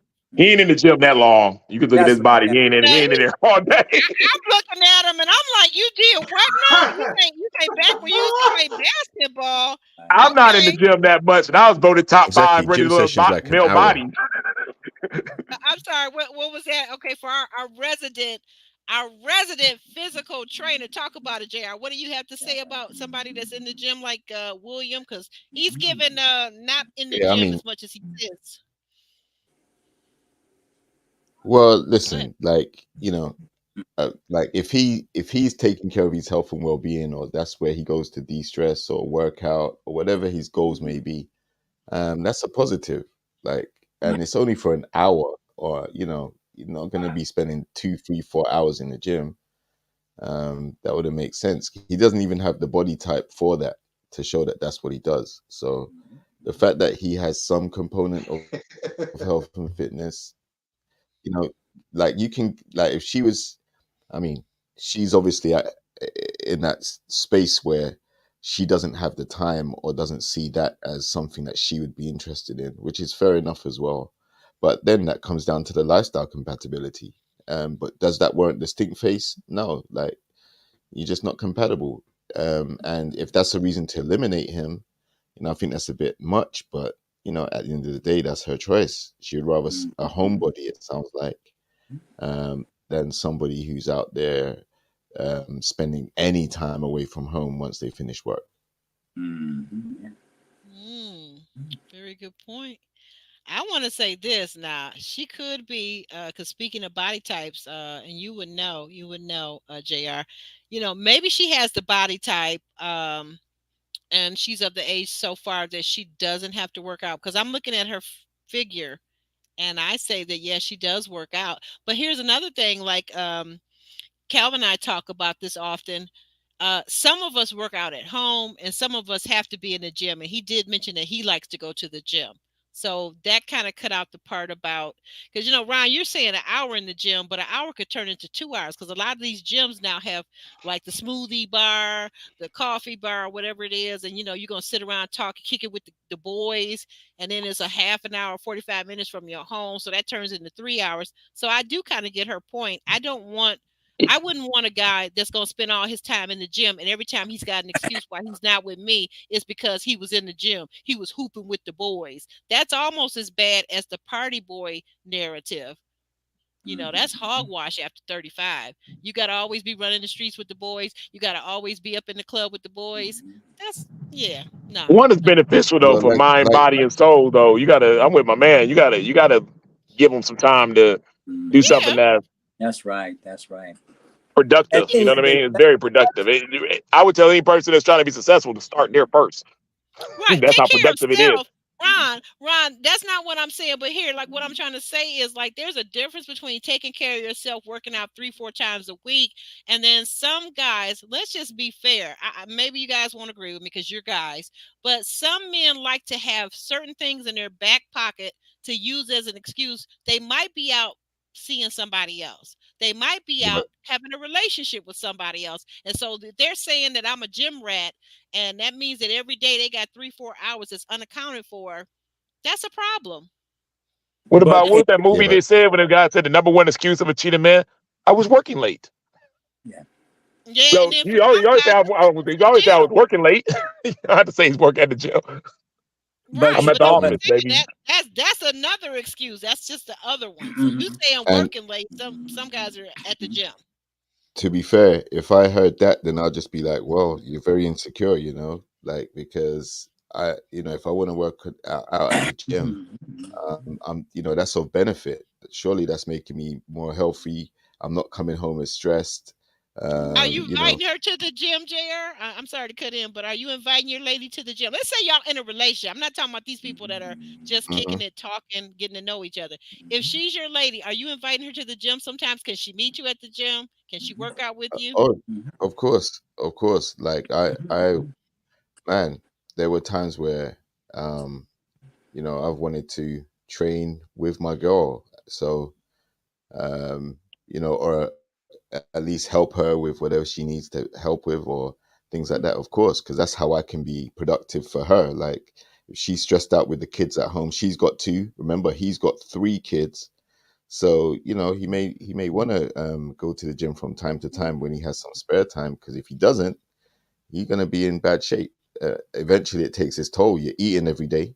And if you ain't burning that off, then you're going to get big, right? But I will also add this. he does play basketball as well, so that might be separate from his gym activity. He also spends a lot of time on the court, which is why he smoked everybody on that basketball date. Yeah, he did. So Now that, you're right yeah, about that. so that also may take away from time that he has at home.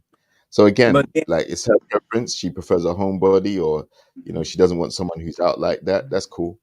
But again, that just means William's not for her, because to some women Right. that might be a benefit. We have had classmates who actually have fitness as a career, so they spend a lot of time in the gym, and someone like that may be more suitable for William, Well, but which is I why I bet then, think Chaz that ain't works talking about as he's well. spending 24/7 up in the gym.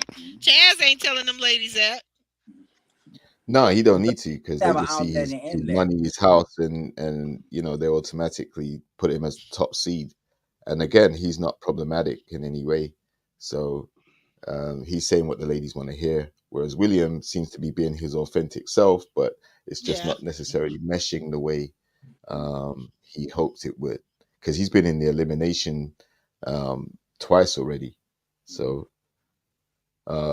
there's something there about his personality that, or when they're around him, that they feel like he's definitely not one of the top guys there.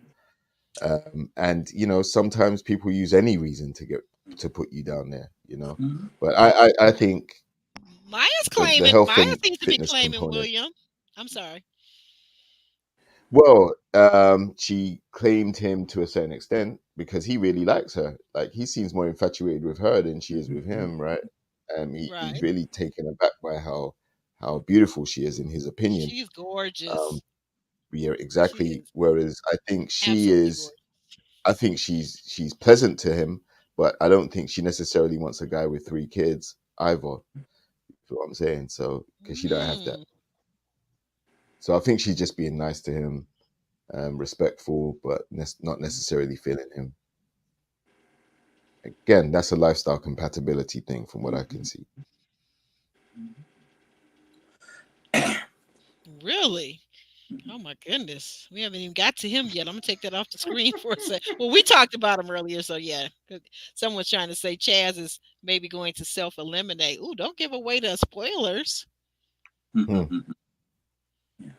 Now Well, see, here you are. Wait a minute. Wait a minute. Now see, you doing Amika.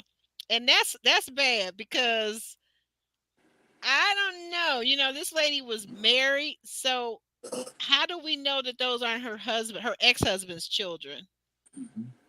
Are we kind of jumping to an assumption about whether it's a baby daddy or an ex-husband? I don't know. I don't know. That's a But question. then let's be Hmm. fair. At a certain stage, the chance of you having a child, you get in your 30s, is great. At least one. And the chance of you being in love or committed to more than one person, or maybe having more than one child, it can happen. So it's all kind of stuff that can happen, and you can't use double standards, whether it's the male or the female. We have to be open to love, and the person that you love may have 2 baby mamas or baby daddies. So what you gonna do? Eliminate them from the love process? No, I think for me, I'm gonna be mindful of my words. And baby daddy and baby mama, I don't like neither one of those.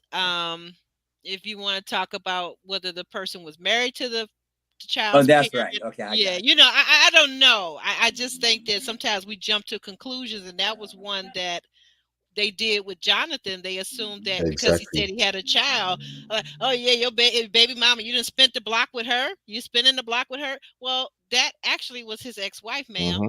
That was his ex-wife. Right. So Uh-huh. I think we as Exactly. black people have to realize that some black folks still get married. Not Yes. all black folks get married when they have children, but some Yeah. black folks still like the covenant of marriage and the Mm-hmm. bond and the security of marriage, because whether people believe it or not, whether your generation, the younger generation believes it, it has its benefits. So That's right. Uh-huh.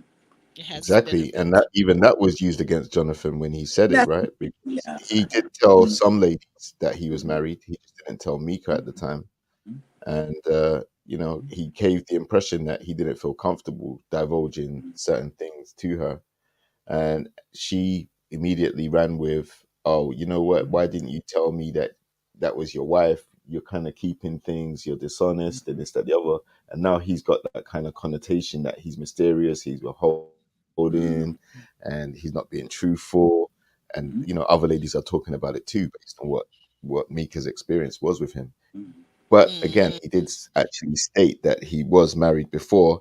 He even said that he lost himself in his wife, which was one of the reasons why it broke down, and communication was the other reason why it broke down. So he has said a few things about how it went, but I guess they're not really attentive to that.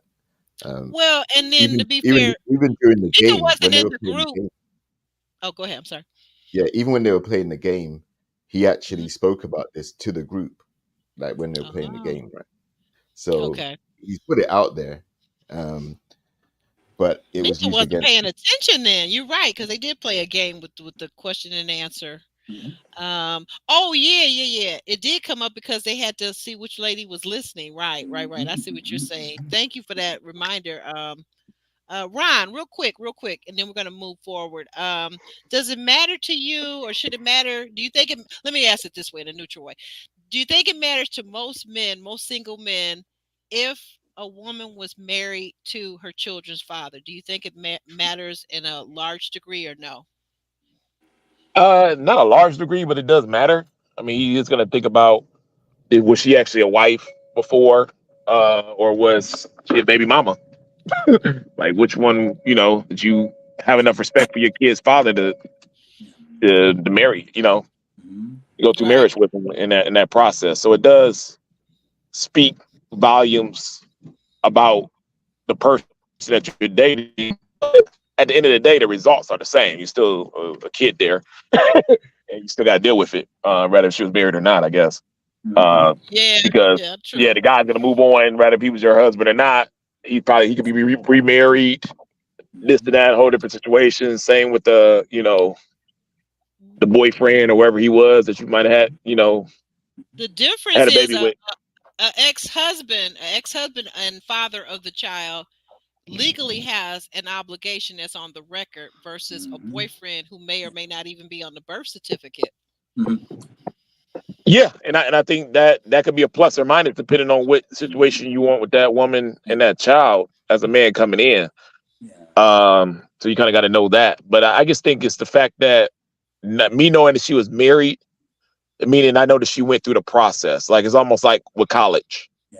I want to know that you went there and got the degree. If you told me you went to college for 3.5 years and never crossed to get the degree, and you were 3 credits short, to me, you never went there. You don't have no college. You don't have a degree. You didn't finish it. To me, the only thing college tells me is that you could do something for a long period of time and complete, and you're committed enough to complete it. That's what a woman that's walked down the aisle and did her vows with her kid's father and went and got that paper, that marriage certificate, tells me that she's able to do that. So I do look at her in a different light because she finished the process instead of just the guy was good enough to have a baby with, but he wasn't good enough to marry. I was going to say this. There's so many different scenarios because people, by the time they're 35, they've had an experienced life, and they've been in love, whether they've been married or not. So people are getting married later. They're not getting married like in earlier generation at 20 and 18. They're getting married later in life, if at all. So just because you haven't been married does not mean you have not been a part of the loving experience, So you may have a child from that relationship, or you may have more than one child. I think it's a case-by-case scenario.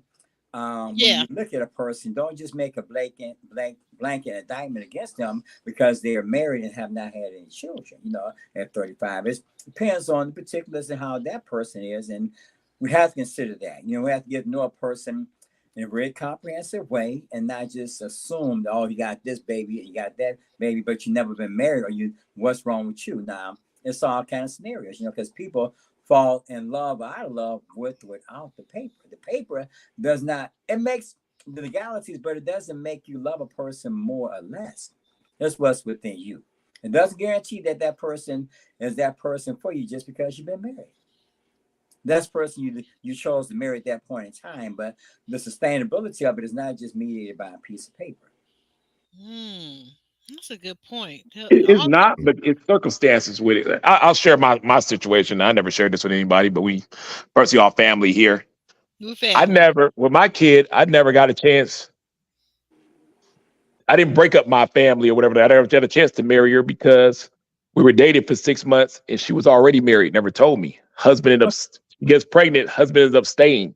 Yeah, yeah. So Gotcha. therefore, it never got a chance to, so when I tell my story to another girl, it's like it doesn't come across that why you didn't marry your baby mother. You know what I mean? You got your small child and stuff like that you love and things like that. Why did I said I never had a chance to. That's a Right. different. It comes off different than her than I'm being the guy to say, no, I didn't work out. You know what I mean? It looks like I'm not able to take the responsibility of marrying my baby mother, who I sit there to have a child with. So people look at those things. You know what I mean? So, it's a case but by case. yeah, I'm gonna look at it and say, how come your baby daddy didn't look at you highly enough to make you a wife? In the back of my head, I might not say that, but I'm gonna think about it because it's human nature to think about those things in those scenarios of what really took place. So, Yeah. And you know what? That's an important thing that you just said, Ron. Like, Yeah. for some people, it's like the highest honor you can give someone to marry them and want to have a family with them. Yeah. Like that, what trumps that, right? So that's like the ultimate sacrifice or act of submission, because you're like, you know what, I want to make this person mine. This is the person I'm gonna wake up with and go to sleep with every day, do life with. And then the kids, you want to have a family unit if that's what you're looking for. You're saying to that person, look, I want to build my legacy and my family with you. So it's a high honor. So I think it does kind of sway the pendulum a little bit, whether they've been married before or if they were just a baby mama, because as we know, it only takes one time to get pregnant. That's right. Now, were you Right. in a marriage at that time when you got pregnant? That's more respectable, I guess, to some people. Whereas if you were just, seeing Tom, Dick, and Harry, and you ended up getting pregnant, then that's you're kind of going to be seen as differently. And I guess that works both ways as well, which is why Mika had a problem with Jonathan not revealing that he was married. Like, if it was a baby mama, then it would be seen as he was reckless, kind of thing. If he's in a Mm-hmm. marriage, then that kind of is different, because he actually was with that lady long term and planned to have a family with her. But then that's what I'm saying. We cannot have we have to be fair to one another, because men will marry a woman that has children, and but a woman should be open. It's so much that goes into it. We have to be fair to one another, because just because you've been married and had children, and then you divorce, or you start over at 35, you're still looking for love, but it doesn't. You shouldn't be excluded from the process, because after all this, you as an individual, and what you bring to the table, because you know you still should be on, you still are marketable, but it's you as an individual.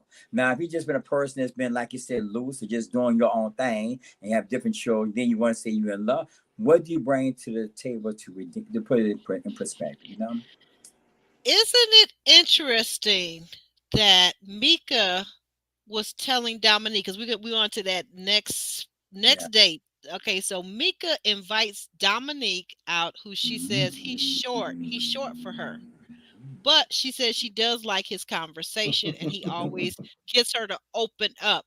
But isn't it interesting that Mika says that no one has ever made her feel like they were worthy of her having their child?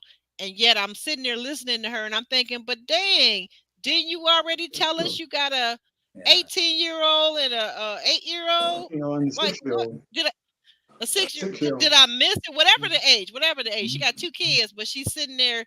I don't know if people actually hear themselves talking sometimes, because you saying nobody has ever made you feel like that. But then if that was the case, you wouldn't have any kids. You would have zero, because nobody has ever made you feel like that. But she's telling this to Dominique. So now, take it for what it's worth. Yeah. Dominique is saying, because, of course, we remember Dominique at the mixer at the beginning, opening season of the season. he says that he wants to have between 2 to 10 kids, and I know he's joking about that 10. I know he's joking. He's saying something just to be saying something. But in any case, he doesn't have any children, and he wants some.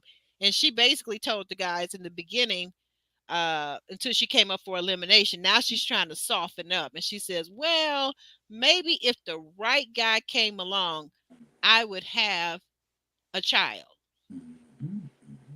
What do you think about that, Ron? I think she's I think she's attractive, actually. I'll give her that. She's very pretty. She's very pretty. Yeah, I think she's very attractive. I'd run from her though. She'd be the first one. She'd be the first person on this group I'm running from. Is that because of the 2 kids? Is that because of the 2 kids? Nah, it's just the demeanor, the kind of way she treats the guys. You know what I mean? She came in there and called. You're not interested in this guy. You didn't call him short already. You already hit him on some superficial stuff. But if somebody came with you with some superficial stuff and your kids and something like that, you're gonna have a problem.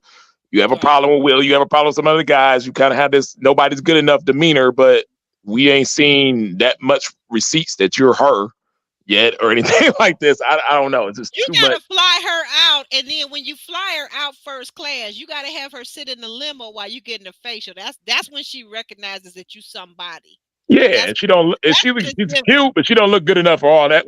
She ain't her with all that. So we ain't doing all that. Let me not compare.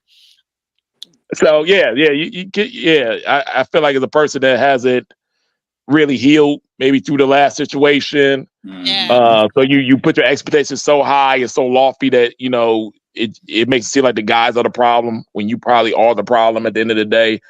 A little lack of self-reflection, a little lack of softness, a little lack of having a soft side for the men or showing that different side of you. So those are the type of women that just you can't do nothing with them. It's hard to work with them. So you just gotta leave it as it is. I can understand. I can see why she was in the bottom a couple times. Right. Yeah. So, but she was not interested in him. I ain't seen her. Have you seen her interested in any guy? No. Yeah. None of them find out nowhere. Yeah, nobody's good enough with those type of things, even though all these guys are on her level. Really, in real life, you could tell. I mean, so it ain't gonna work for her. Oh, this wrong season, wrong show. I think what she's trying to do, but like women that's like this, I would just hope that they show a little more compassion, be a little more softer, show a little more self-reflection for themselves, and just get a reality of where we are at in dating, what they really want, what the marketplace is giving, what they are on that. It gets really a real good assessment of what's going on, because it can't just be, oh, I think I'm this and these guys, no. It don't work that way. You can't dream of the market. It is what it is. And you fit somewhere in there. And if you really want a man and you really want to remarry and you really want to take this serious, you're going to have some kind of assessment on that. Because I've seen those type of girls that be like, oh, you no matter who you bring around there, it's a doctor, he too short. Oh, he's a lawyer. Oh, he don't got enough time. He don't got it's all excuses to just say that they're not necessarily ready of what it takes for a woman to really be with a good man. Because it takes a lot. Women don't really assess that part a lot sometimes. To be with a real good man these days in this dating market, a guy that's successful and he's gonna have expectations.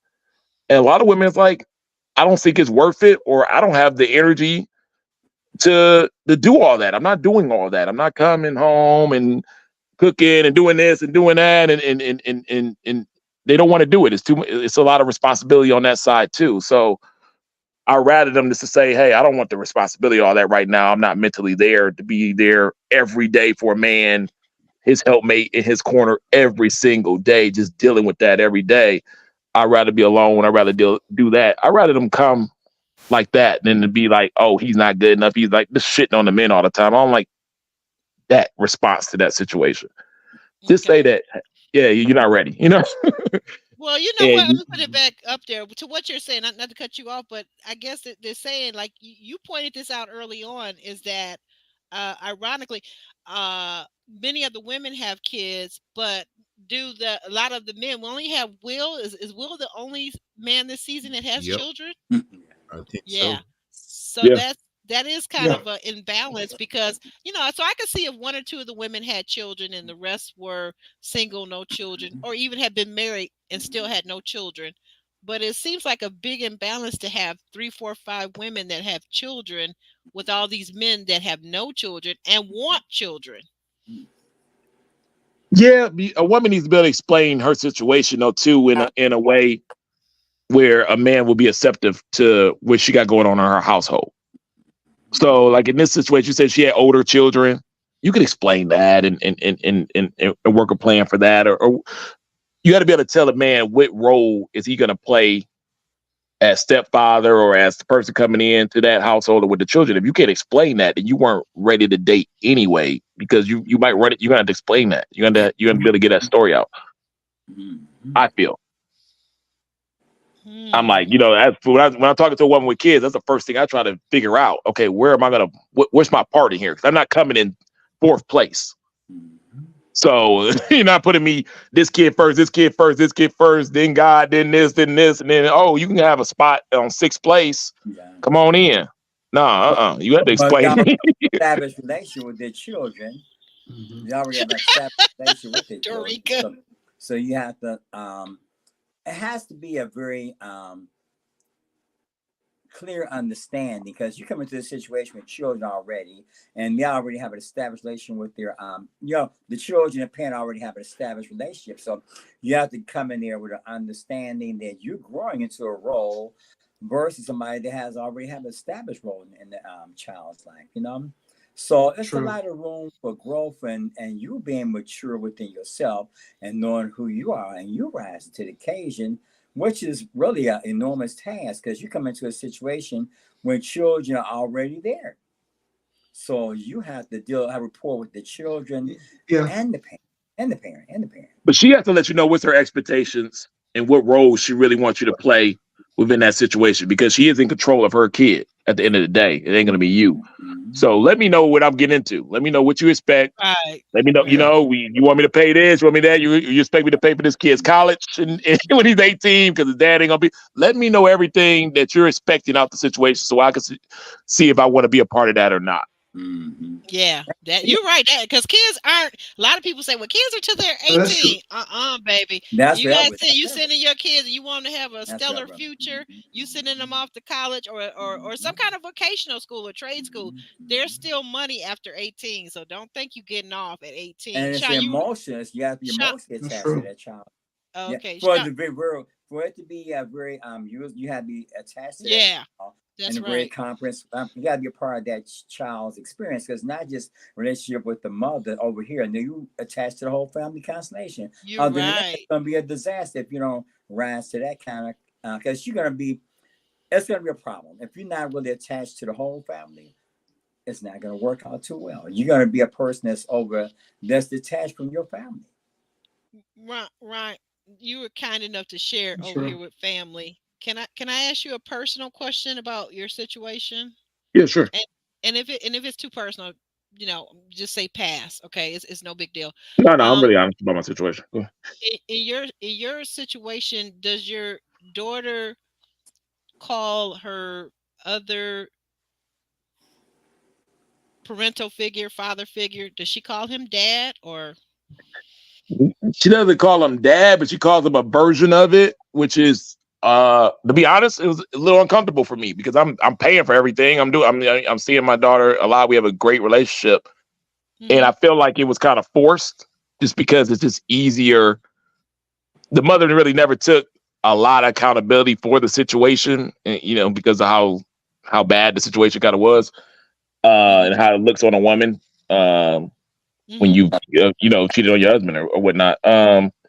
So to make him feel better about the situation, you know, you're kind of gonna allow certain things and stuff like that. But I pushed back on some of that, and it's gotten better. Which she's gotten older, and I've learned how to kind of look on the bright side of things and kind of temper my own ego and say, you know, if he is calling them some kind of version of it, and he loves my daughter or something like that, what's the worst case scenario that two men, you know what I mean, are looking out or with their best interests and stuff like that. Like I said, I'm trying to keep a daughter off the strip pole. and, and get it You're and so get it set for silly. life. And I'll take any help, you know what I mean? I can, and things of that Right. nature. He's not a bad person. You know, I met him. He does really care. So I had to kind of take some of that aspect You out of gotta it. take the ego out of it. Right. You gotta take the Right. ego out of it. Yeah, and I've learned to do that. You know, and yeah, I just deal with it. You know, but I'm happy in the situation. We do co-parent very well. We don't argue or anything else like that. Like I was saying with the expectations aspect, I'll tell a woman that's coming in, like, you know, I pay for my daughter. I see my daughter, things of that nature, really not gonna affect you. The only expectation I have is that if she does get older and she wants to, you know, move in the house with us, right? If we got other kids, whoever it is, I got an open door policy. And that would be if you had a kid or anything else like that, we open up the doors to the kids. I always had a place, even in my Right. dad's house and my mom's house. If something went bad, I had an open door to policy where I can go get a room and stuff like that, so I get back on my feet. So I actually do believe in that because I was honored that Okay. growing up. So and she might be like, no, you know, the kid can't never live over here with us, stuff like that, and then that's a deal breaker. But That's a I deal give you that breaker. I give you that expectation up front. You know what I mean?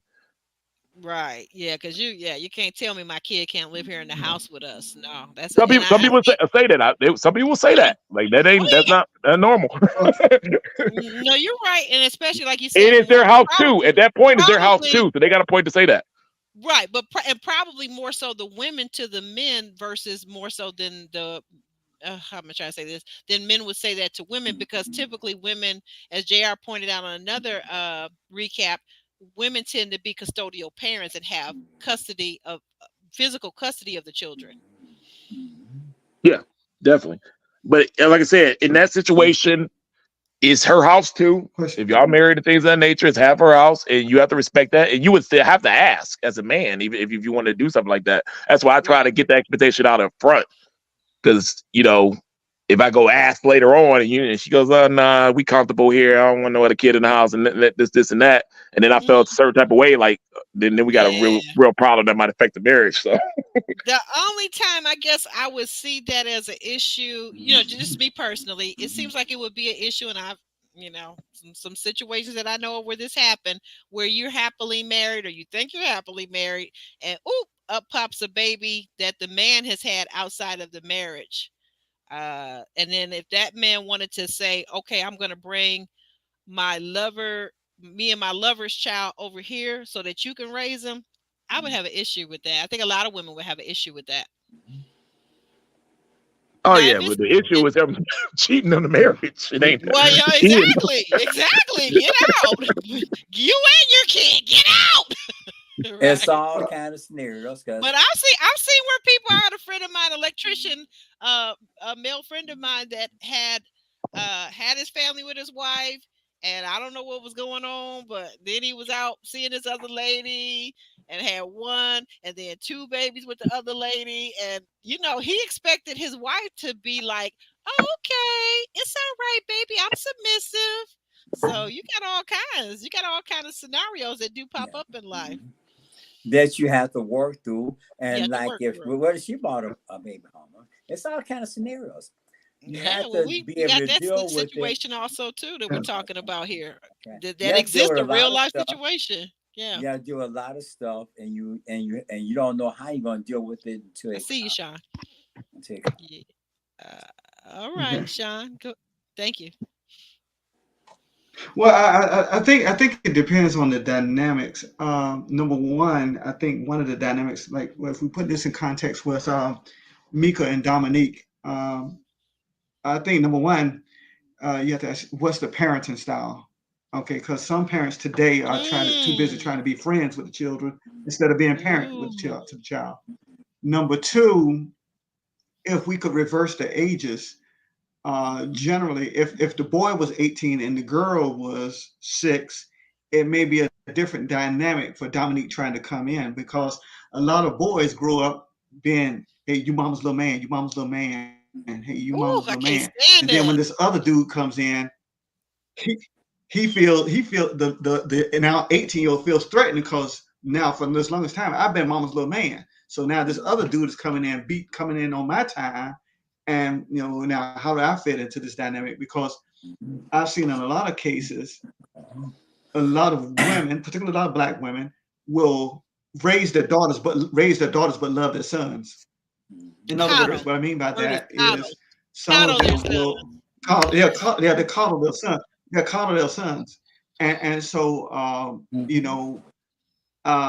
this young boy now growing to a man, 18, he's got all this anger and number one, and how does he feel about this other guy coming in and what have you? How you gonna tell me what to do? I don't even listen to my own father. I don't know what the dynamics are between Mika and her child's father per se, or children's fathers. I don't know if it's one or two, what have you. But let's just say it's just one, and they don't have such a good relationship. So the idea is that this other guy's coming in now, and you 18 years too short. Hey, you too late, brother, too late. So how do we take care of that? And then, of course, back on the dynamic the way it is now, she said her daughter's 18. Sometimes that could go a little left too, because this other guy comes into the relationship and she's 18. She's actually a grown woman, and she might start looking at this guy. I've seen that happen. Or as more likely, Dominique. he may start So looking sometimes, at her. hey, yeah. Because some men don't care. And he might about start it, looking man. at her. Yeah. So You know what they all say, these age guys, is just a number. yeah, and age is just a number. Yeah. And so you got all these different dynamics. So whatever you're ready for, and then of course the other dynamic is, what does the child's father believe is the best parenting style? Some guys may come in with a heavy hand. For every little infraction, I'm gonna take out the strap. Hey, don't you be hitting my child. That's my child. No, you don't put your hands on it. People still And spanking then children you in put that 2024. dynamics in there too. So I mean, Stop it, black people. 2024. Let's slavery be gone. Let the ramifications of slavery be over with. You laughing, but look it up, guys. Trauma bonding with your children over slavery mentality is a real thing. Well, some people say some. Well, you do not some have to hit people your some people believe in gentle parenting. That's what I'm talking about. Some people believe in gentle parenting, and then now I'm not talking about tapping a there's some toddler's people hand. that believe spare the rod, spoil the child.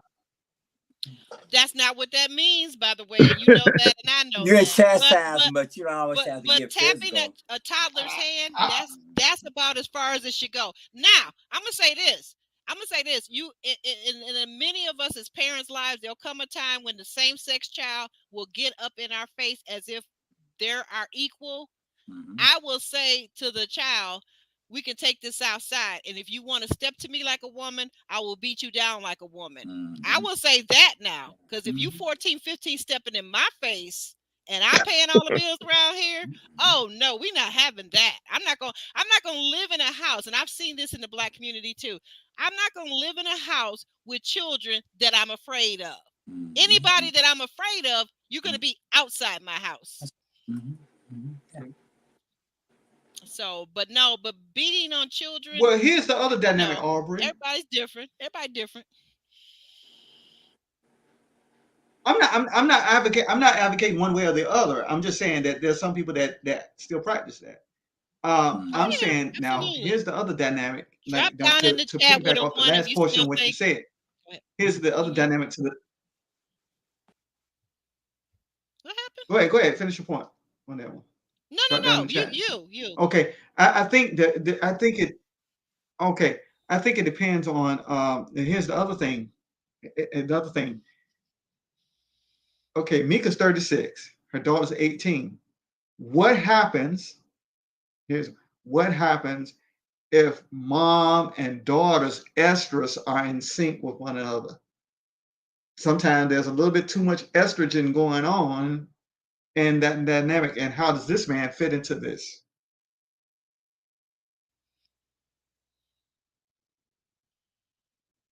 Are you saying Did you something? Did you hear what I said?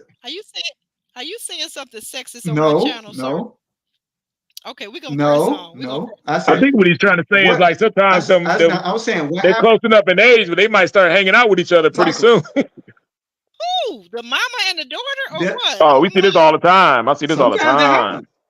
Let get it in 4 years. That's gonna be a 40-year-old woman that thinks she's 30 because that's the new wave, and then that's a 24-year-old, 23-year-old female, and they hang out and go to clubs and stuff together and do stuff. This happens all the time. Yeah. Okay. All right. So on the next day, okay, I must be missing something. I'll probably catch this on the replay. Y'all got to remember now, I'm not joking because a lot of people get upset with me. I'm not joking.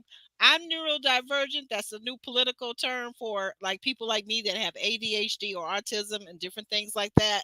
So I process information differently. I really do. So I'm not getting what you're saying, but I do know that there are mother and daughters that hang out together. I mean, so I'm not sure if that's what you're asking, Sean. Is that what you're saying? Yes. Well, I think Stay Tuned Reviews said it, that if they're sinking, then he needs to buy extra chocolate and aspirin. So sometimes their cycles can come into alignment with one another, and this right now. Okay, and if you in a house, okay, and if I'm a mother and I'm married to my husband and we have 3 sons, there's a lot of testosterone in the house. What difference does it make? You adjust, right? Because you had these. We don't go through those days every 28 days. You're missing my point. If I'm a woman, I'm married to you're my husband, let's say, and we ended up having 3 wonderful boys. Okay. I'm now stuck in the house with all this testosterone. The boys are wrestling in my living room with my good furniture. You're missing my point. What you are saying is basically sexist, in my opinion. Okay.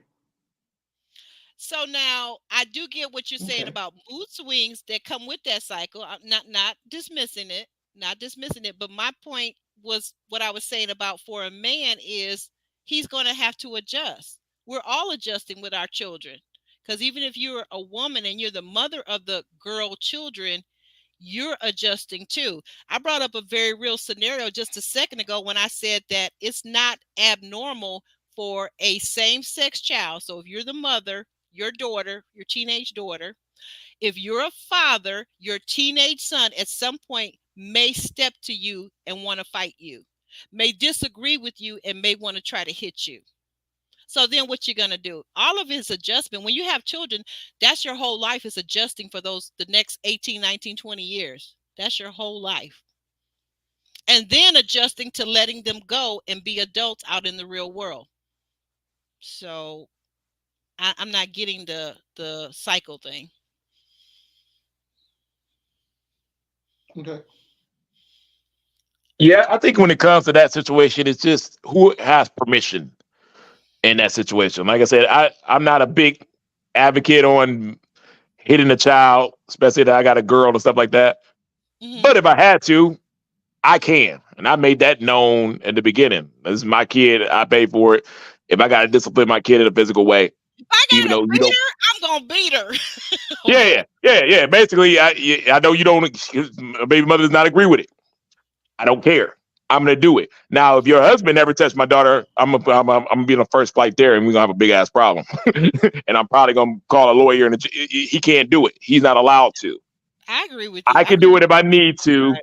You have to accept it. So it's just different ground rules that you got to put it in tasks at the beginning of which who's allowed to do it or who's not. Might not never be done. But in a situation, hey, if I have to, I'm going to do it. You're going to have to deal with it. He can't. I hear you, Ryan. I hear you, Ryan. And right now, I'm just thinking all the tidbits and all the things I know about you. And I'm just going to step out and say, your sweet, darling daughter, you're not gonna spank her. Never gonna do it. I can't. She's so spoiled. I couldn't even do it. But it's been times where, you know what I mean? And here's the thing. Why can't we reason with our children? Why can't we now in 2024, with all this technology, gentle parenting and everything else and all the tools and resources to help parents, why can't we reason with our children? Why would we ever have to beat them?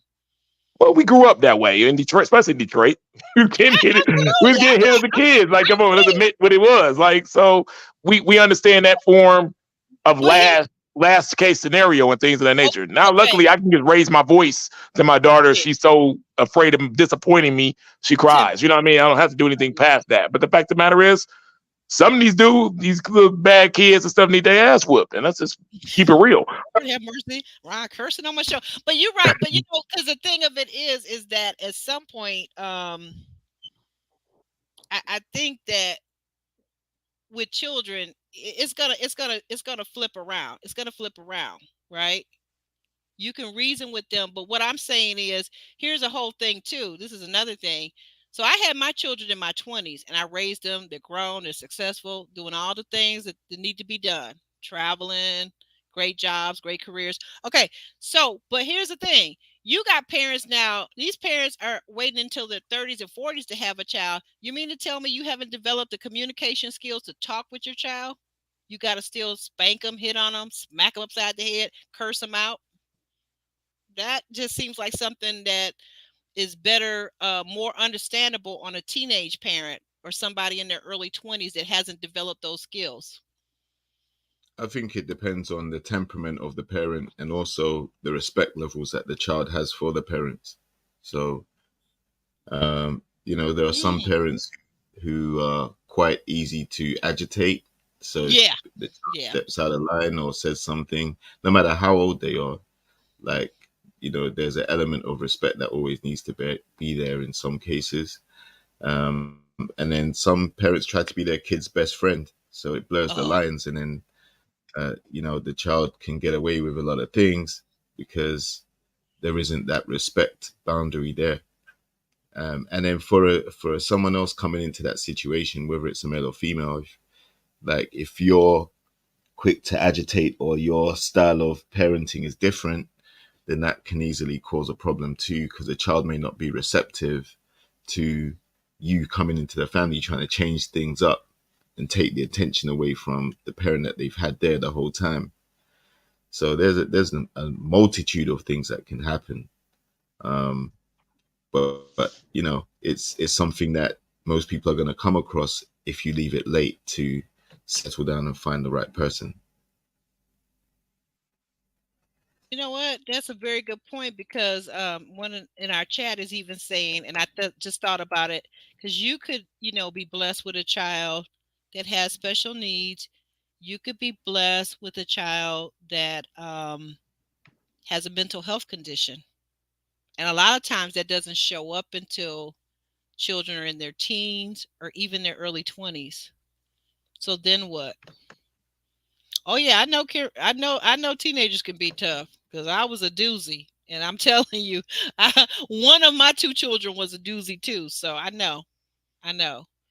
But Ron said something very important. I love what Ron said as a father, that his daughter respects him so much and that she would hate to ever disappoint him, because that's how I felt growing up. I was a daddy's girl, and when you don't want to disappoint your parent, you will move heaven and earth to do the right thing, to stay in school, to get good grades, to graduate, to not have a child as a teenager or out of wedlock.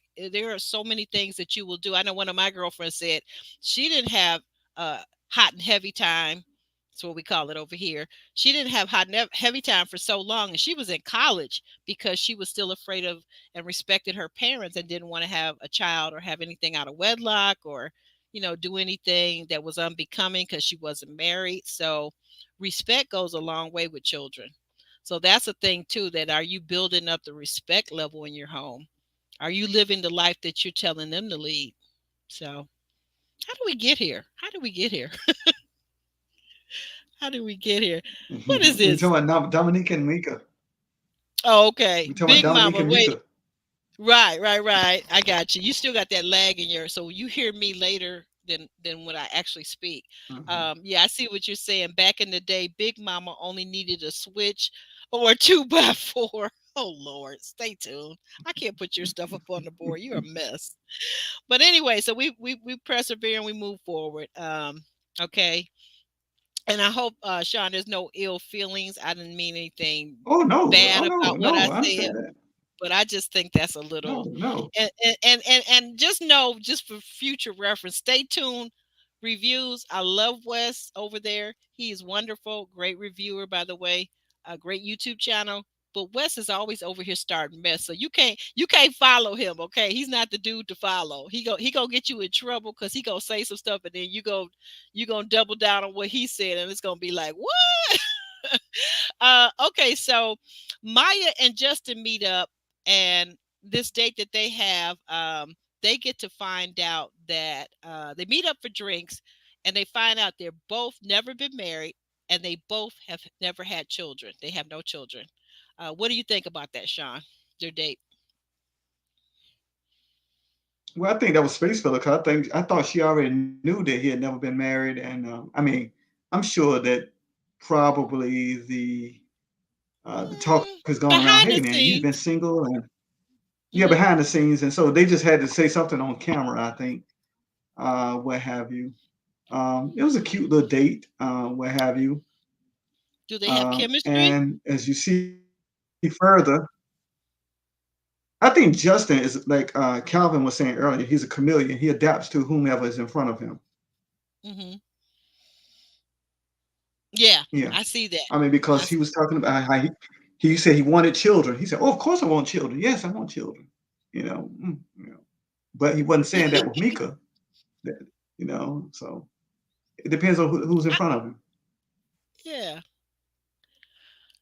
Ron, what are your thoughts? What are your thoughts about this date with Maya, the beautiful Maya? Maya is so beautiful. I am 100% straight, but I was looking at Maya as I was doing the second run through of this so I could be fresh in my memory. I was like, you know what? Maya will make you turn gay. She is so fine. That girl is fine. You hear me? And I'm gonna say something. I'm gonna get a little specific. Okay, I'm gonna get a little specific. One thing I love about Maya, her body, she is natural. She has natural breasts, and I love that about her. That about her, for her, and about her. Ron, take this away before I make a total fool of myself. I like, you, I love you like natural Maya. breasts We because get it. I have natural breasts, and I have those had those perky breasts that she had in my 30s, my 20s, 30s, and 40s, right? So I'm there for the women with the perky breasts, natural breasts, not that silicone crap that doesn't even bounce or jiggle or anything. Yeah.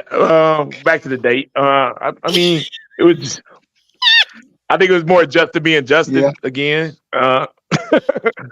And he's gonna play that role of befriending and friendly and a little flirt, trying to, be smooth with it and things of that nature. And it will work for this process to a certain point. And he'll agree with every girl. He's not gonna go against the grain. And he's the opposite of what LaRon is when it comes to personality traits towards dating Yes, and women. They're yes, the, they're, they're the opposites. They're about as stark opposites if you can get. Justin gonna play the game, and he gonna do it this, and and the girl gonna be in the car, and he gonna put on Fantasia, and he gonna put on Jill Scott because he knows what type of girls get in the car, and LaRon's gonna play NWA and some Too Short, not caring what girl gets in the car. So that's about how I can explain the two personalities. But the difference is, I think somebody like LaRon or Chaz is a little more stable, a little more ready to take on the daily responsibility of a grown woman. And I don't think this guy's there yet for long term. mm, So we're dealing with the fluff and stuff, and it's gonna Right. work for Right. third time. But you've seen the guys who've done it this way. Like I said, I brought up Jason, I brought some other people. It's never gonna turn into a ready to love long term relationship. You got to be intentional and ready, like my boy, homeboy. Shout out to Swayze from Miami, like Swayze do it. Was ready, intentional, had it together, was ready for the responsibility, and now you see him, in a long term relationship with the girl he left there from the show. So it's a big difference in those two people and how they. It's just a big difference. mm. Okay, okay. Ron, any thoughts? Any thoughts about the beautiful Maya and her date with Justin?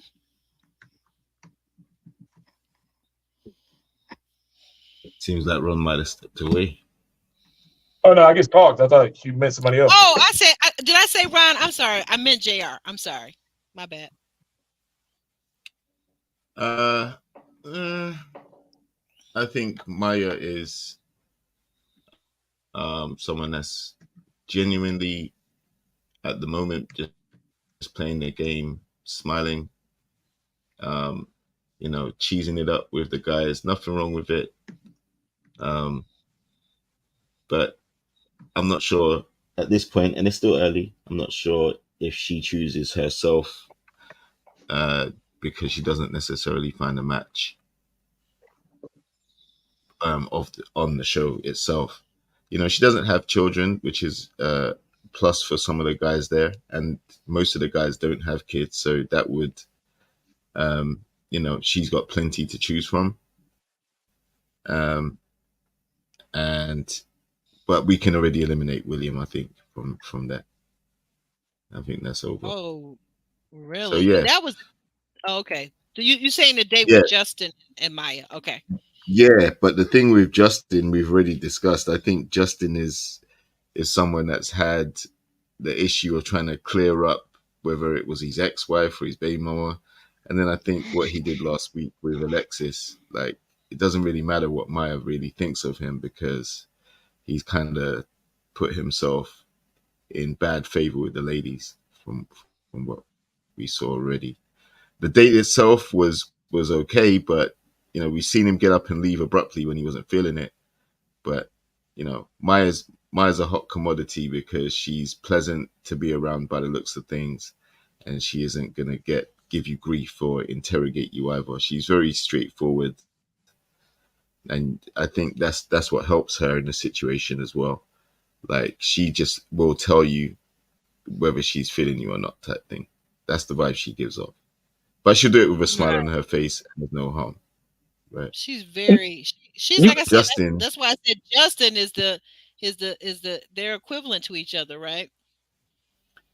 Yeah, Yeah, but you got to feel Justin. sorry for Justin because he doesn't like. This is not Go the ahead. type of process that he likes. He looks defeated, and he doesn't flirt well. Yeah. It ain't gonna work for him here. You have to have. I'm not saying you have to have some kind of like player vibe in you or something like that, but you have to have something of being okay in this type of environment. And I think you also have to see when he said, he doesn't want to open up to these ladies and then nothing materializes from it. He doesn't want to go through all of that. So, he's pretty much admitting that he's guarded and it's going to be a special woman. Yeah, he that want to take takes the for him risk, to even when he picked the girl up. You know what I mean? He didn't read the room. This is some everyday player stuff. You know what I mean? And you learn at 16, 18, 19, 20. He didn't get there. He probably was in a marriage, long-term relationship. He never had to really deal with this type of scene. It's clearly overwhelming for him. And he's probably a good dude. Like, you know what I mean? I hope some women could like see past that and just understand that this wasn't the right scenarios for him. And he probably is a good guy under the surface, but this is way too fast paced for what he can deliver. Ooh. Rashina then has a date. Did we get everything out that we wanted to about their date, about Maya and Justin? Anything else? Yep. Sean, you have anything else? Well, I think that's it. I mean, that's good. So you can move forward. Okay. Thank you, sir. You're good. Rashina has a date. Next, we have Rashina. Rashina has a date with Jonathan and Will. And what I love about Rashina is got some skill sets too, like Maya. She smiles a lot. She makes all the men. I think she goes out of her way to make the men feel comfortable. But with Jonathan, when we get around to talking about our non-negotiables, she clearly stated hers, but Jonathan, he looked dazed and confused for a second, a good long pause, and then he says, well, smoking is a non-negotiable, and can you change your own oil?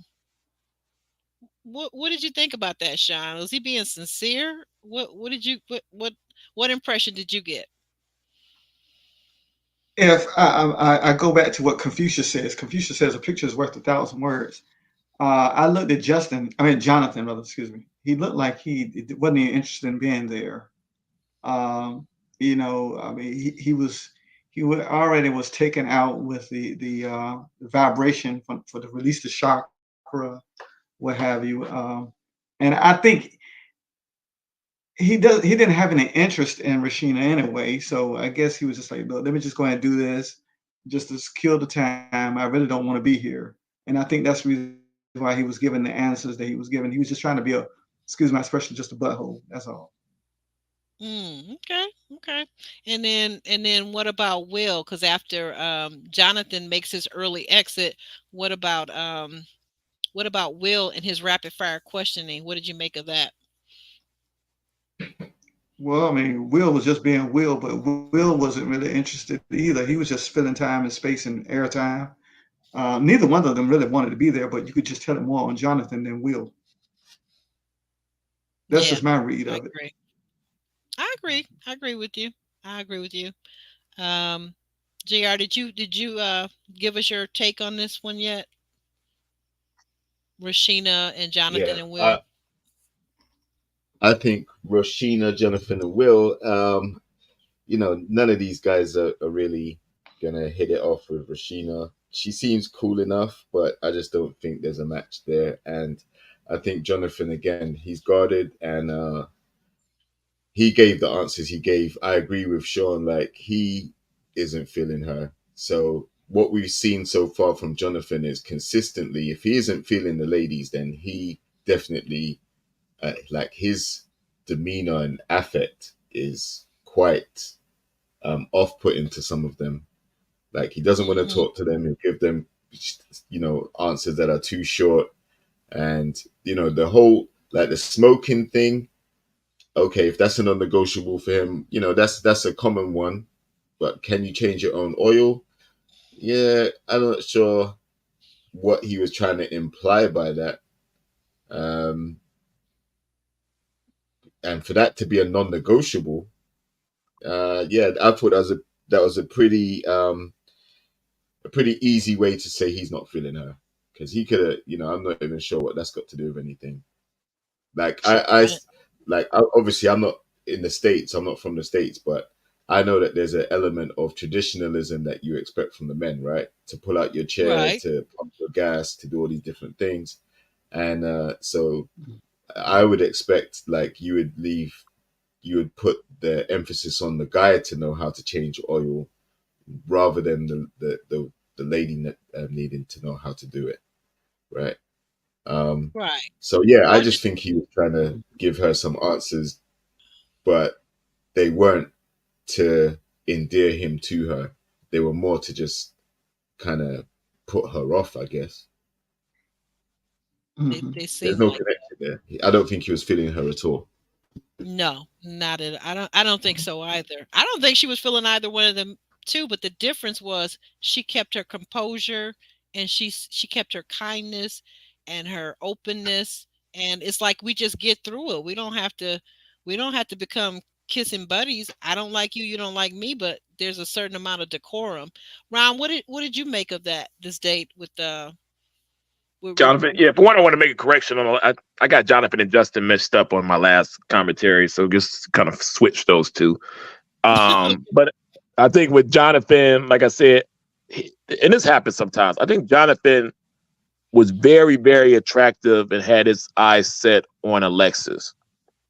I think Ah, I think he thought he was beautiful, and then he yeah. fumbled it. He fumbled it on the last episode, and he knows he fumbled it.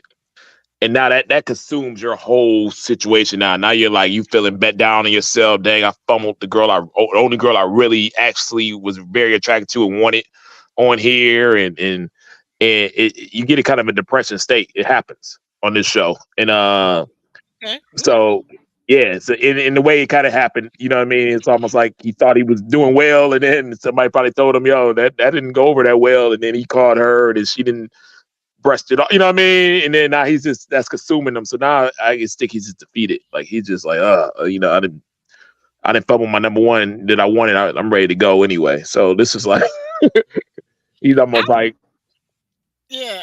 why am I here? Right. Why am I here? And that's exactly right. But the thing about the oil is when he's asking, you know, if you can't change your oil, that's a non-negotiable. Does he even know how to change his own oil? Because most That's people editing. When you see something blurred out like that, out of a weird sense, and it don't make no sense, it's editing. Yeah, he probably said talked about building a car and stuff before they took that little line out. Oh my God! Like, does he know how to build a car? I thought he was over recyclables or something. That was his business. Whatever it is, he did a lot of talking before that oil conversation came out. They just grabbed that part, threw it in there to make him see like you know what I mean? Because they know they about to get rid of him anyway, so they got to make a reason. So he got edited bad on that one, but his personality is blah, and he's kind of socially awkward when it comes to dating. He's not used to this type of format. He's gonna make all the wrong moves. Like I said, makes him doesn't mean a bad guy. Like actually, he might be a real good guy and stuff. He just can't date in this type of format. He said he's been in marriages and long-term relationships. He's probably never, probably not real good on the dating scene as of is now. And we saw when he made a mistake with Alexis, but not reading the room and things of that nature. He's not that good at. But could be a good dude over there for somebody to get in the DMs and pick them up one. That's a little slower. You know what I mean? If you like a more slower paced guy. Could be. Now, here's a joke for Ron. Here's a joke for Ron. He might not be a typical Q.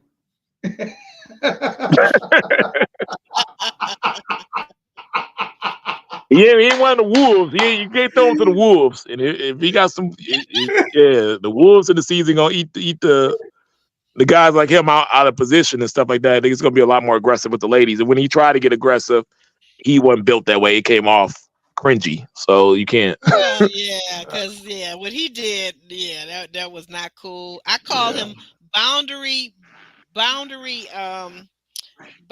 bending Jonathan. That was not cool. Oh wow! On his lap, that was like. And I hate to say it because only because he did it. Like if let Quentin have done that, picked her up big, strong. So you know what I mean? Women would have been all into it. You know what I mean? Y'all be choosing which boundaries or not, depending on who the guy is. Y'all need to. Consent is the order of the day, Ron. I mean, it's just plain and simple. Consent. And then here's the thing: he could have did that a whole different way. He could have. They said to whisper in her ear. He could have just got up and went over to her and whispered something, whatever it was, in her ear, and sat his butt back down. But instead, he wanted to. And here's the other thing, because I know what that is. That's not meant for her as much as it was meant for all the guys that had already said that Lexus was their number one pick. They had said that in the gentleman's lounge. And so here's a guy all stuck in his own ego. And like some men that only care about pleasing themselves, he's not caring about pleasing her or being romantic to her. He's just trying to make himself look good, in my estimation. That is not cool. That is not cool. I think it was opposite. I think he was attracted to her. He's finding out all the guys like her. So he's like, yo, if I keep at this slow pace that I am naturally at, I'm gonna be put in the friend zone and these wolves are gonna take over. So I gotta show my presence to her, let her know that I'm into her, that I have a sexual compassion with her too, and we can put this together. And he just went for it, but he didn't read the room. He was already drunk. Yeah, that liquid courage catch in. That's what he said. But wait a minute, hold on. Did the room, okay, meaning her, did that woman is she even that attracted to him like that? Because I've never gotten that from what we've seen on camera. We've never seen her say that she's just like he's her number one. He don't know if he don't know. Like as a guy, we don't know if she's 100% attractive or not. He gonna try it because he gonna try it. He had to throw out a desperation Hail Mary because if all the other guys got her in their number ones and that's the girl you want, now you have to go compete for her. You have to fight now. And he's not naturally a fighter. He's not used to that type of scenario. So he was like, well, let me at least show that it's not a friend vibe. This is more of a different romantic type of vibe, and that's what we kind of go for. And she gets obviously not that attracted to him because, like I said, if she was, it would have went over a lot different. She would have been all you know what I mean. It would have been different. Like she just wasn't attracted to him for him to be doing that, and he wasn't there yet, and that's how that went wrong. Like I said, she wasn't mad. She probably was like she said, water under the bridge. But the fact of the matter is, it ain't no coming back from that. Like he's never gonna be able to get that woman, and now he feels defeated, and now you feel that aura of personality on everything else. JR, is that do you agree with what Ron's saying, or do you have different thoughts? I'm just curious. Yeah, I can see the angle. I can definitely see that. JR, put it this way. Let's say you were the contestant on the show, and we do this. We kind of while we're filming as castmates, we kind of think about the scene and be like, okay, this is gonna get played back. And now he just knows that he just did a scene on last episode where he got rejected in the middle of TV on everything. So he's gonna be thinking about that the next day, even though it ain't aired yet, even though he don't know how he got edited or stuff like that. His next thought the next day is, I just got rejected on national TV. I'm looking like a fool. And the girl don't want me no more. And he's gonna be in that type of mood. Of course, because he said that he apologized to her on camera this episode, and he said he said that he's apologized to her privately as well. So he knew that what he did went down like a lead balloon, and he's kicking himself the whole time. But let's face it, he's had a very different disposition to most of the other guys who are actually game for the challenge. He's been like one of the guys that you can definitely say his attitude and mindset hasn't really been invested in the process yet anyway.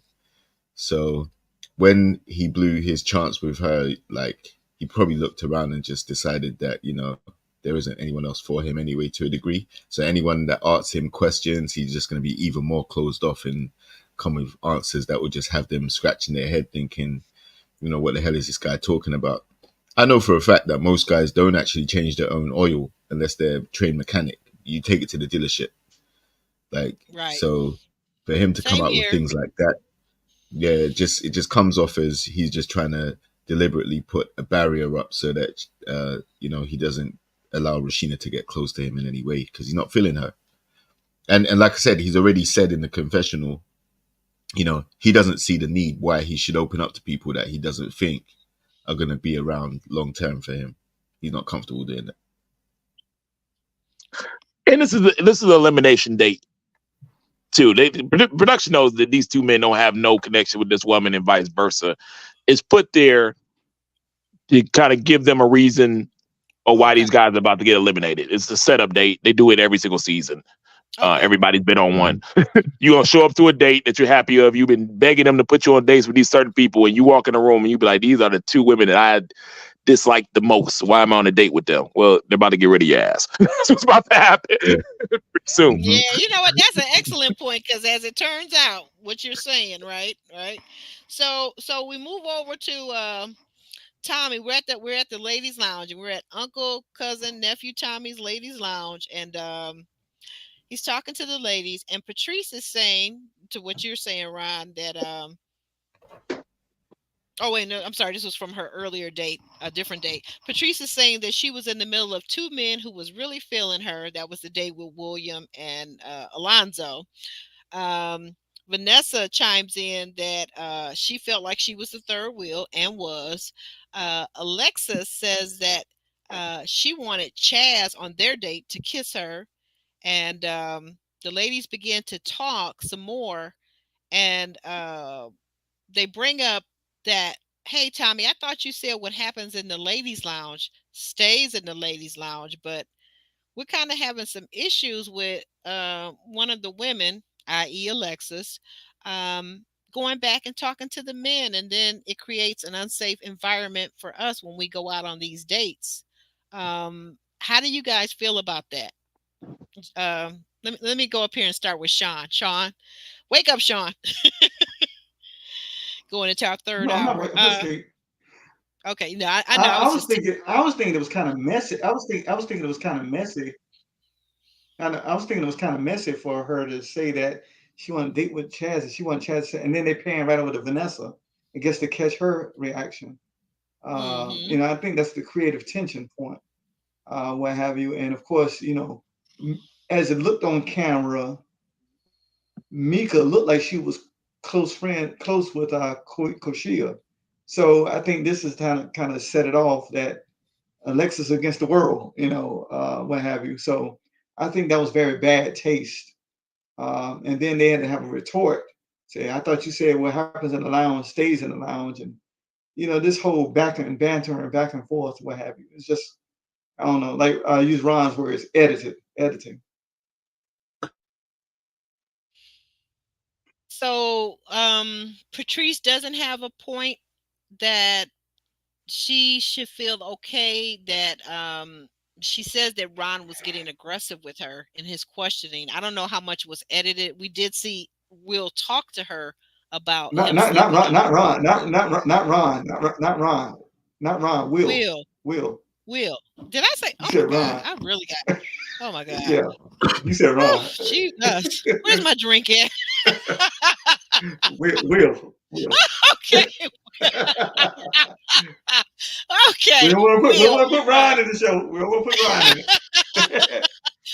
But you We know don't want to what? put You're Ron in right. there. You're right. So, but okay. So Yeah. Patrice did say that she felt uncomfortable and like attacked, somewhat like like verbally, by Will's assertion Mm-hmm. that it must have been her. And why did you tell these women this? Da da da da da. As one man used in a previous season, it seemed like Will was maybe a little combative. So how is she supposed to take that when what's said in the Yeah. lounge is supposed to stay in the lounge? Hmm.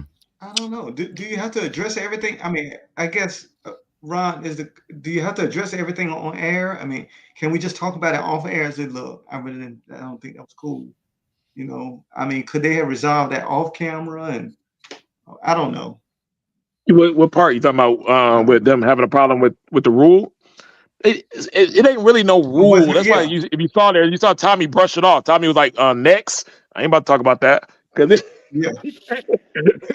he ain't gonna establish a super rule that ain't He always said it. implemented. But have you been watching this season? He said it like in the first ladies' lounge, in the first men's lounge. He said that was like his opening skit. He said, "What happens in the men's lounge," and then the guys all chimed in, "stays in the men's lounge." He said that to the women, "What happens in the women's lounge stays in the women." That is a rule. I mean, so Yeah, but here's the thing. Are you it's a gonna? rule that's not always implemented. So like, what is a rule that's not? What's the definition It's of a a It's a rule that's not suggestion, suggestion. always implemented? right? Yeah, suggestion basically. So that's why when they called him on it, Tommy didn't say, "Oh, she did what? Oh, she broke my rule." He didn't do all that. He said, "Oh, okay, well, next, who else we talking about?" He brushed it off. If you watch this episode, that's what he did. Yeah, he did. He did Yeah, he did brush it off because ultimately, I think with Tommy though, this is the thing that's disingenuous about Tommy. The men get to kind of come and do whatever they want, say what they want. It's never really discussed. We don't see the things. Basically, when the men act up, like in this particular episode, they just get dismissed without there being any verbal communication about it, so that people know that this type of uh, behavior is not acceptable. But Tommy's not going to say that Hmm. to his Kappa brother, so I get it. I get it. We all in the fraternity together. Yo, I got it. I get it. I get what it is. Like I used the word earlier, it's sexism. It's sexism. nah, he's been the same with everybody. That's one thing about Tommy. I give him. He's consistent in how he handles things. I feel Okay. good or bad. He might be doing too much or be doing a lot more, but it's been consistent, whatever it is. Okay. Um, But they but tried to throw her on the they tried to throw Alexa on the bus for even bringing that up in front of but Tommy. Like but that ain't but nothing we here's usually do. but here's the thing. But I got the end of the episode, the end of this recap brain, so I can't pull them all up off of memory. But here's the thing about Alexis. Okay, so that's the one thing with Will. There seems to have been there was something else with Will that she told him another time.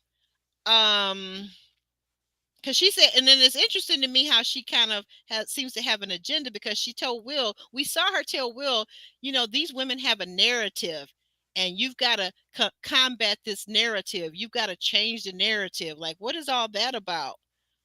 And then now this episode, she's talking to, to Chaz about Koshia. Why is she even bringing Koshia up? Like you said yourself, Ron, the lady's off the show, so let's move on. You want me to give you the real? You can, sure. Oh, and it's not facts. Like, I don't know this for sure, but this is what I would suggest and guess. Okay. If you look at the guys, the two guys that and Alexis is young. Remember, she's 31 and things of that nature. She's in Dallas. She's trying to get it popping. And she sided with the guy she sided with was Chaz. Big house, 3-car garage, Chaz. Probably got a lot of connections in the city of certain things. And big multi-millionaire Will, who probably has a lot of connections and stuff and everything. So some women are gonna say, with this, me throwing them two guys, type of guys like that under the bus or doing something differently is not gonna get me more ahead in the city of Dallas than this show is when niggas gonna leave to the next city and go somewhere else and just forget about me. I'm gonna put my alliance with the power guys because I might be able to do something with them later, even if it ain't romantically, on some business or some things of that nature. So I'm gonna side with who got the real money and stuff, not this old budget bullshit. Oh, that's the agenda. Okay, yeah, that's the and agenda. You understand, because when the cameras leave, these women still gotta live in this city. And if some of these guys on here are actually real power players in the city, and you got a chance to get on their good side, that's gonna take you a lot further than what this show gonna take you when it comes to. Okay, now somebody finally explained it, so the ninth or third grader could understand it. Thank you. I see your point on that. I see your point. Yeah, I agree with you. In the chat. I still think she messy. I don't care what nobody say. And we get ready to get to this. Okay, so let's do it. So as the women are talking, of course, Tommy has to ask them, who is the guy that you are least connected to? And of course, Will's name comes up for most women. And Jonathan comes up, and even Alexis says, well, I was uncomfortable with what he did at the pajama party by him pulling me down on his lap and so forth and so on. And we all saw that scene, so we know what happened there. So, she's a better woman than me, because it couldn't have been me. But anyway, so she even says Jonathan. She throws his name out. So now Tommy explains to the women he's got a curveball this week. Not just one man is going home, but 2 men will be going home. A double elimination.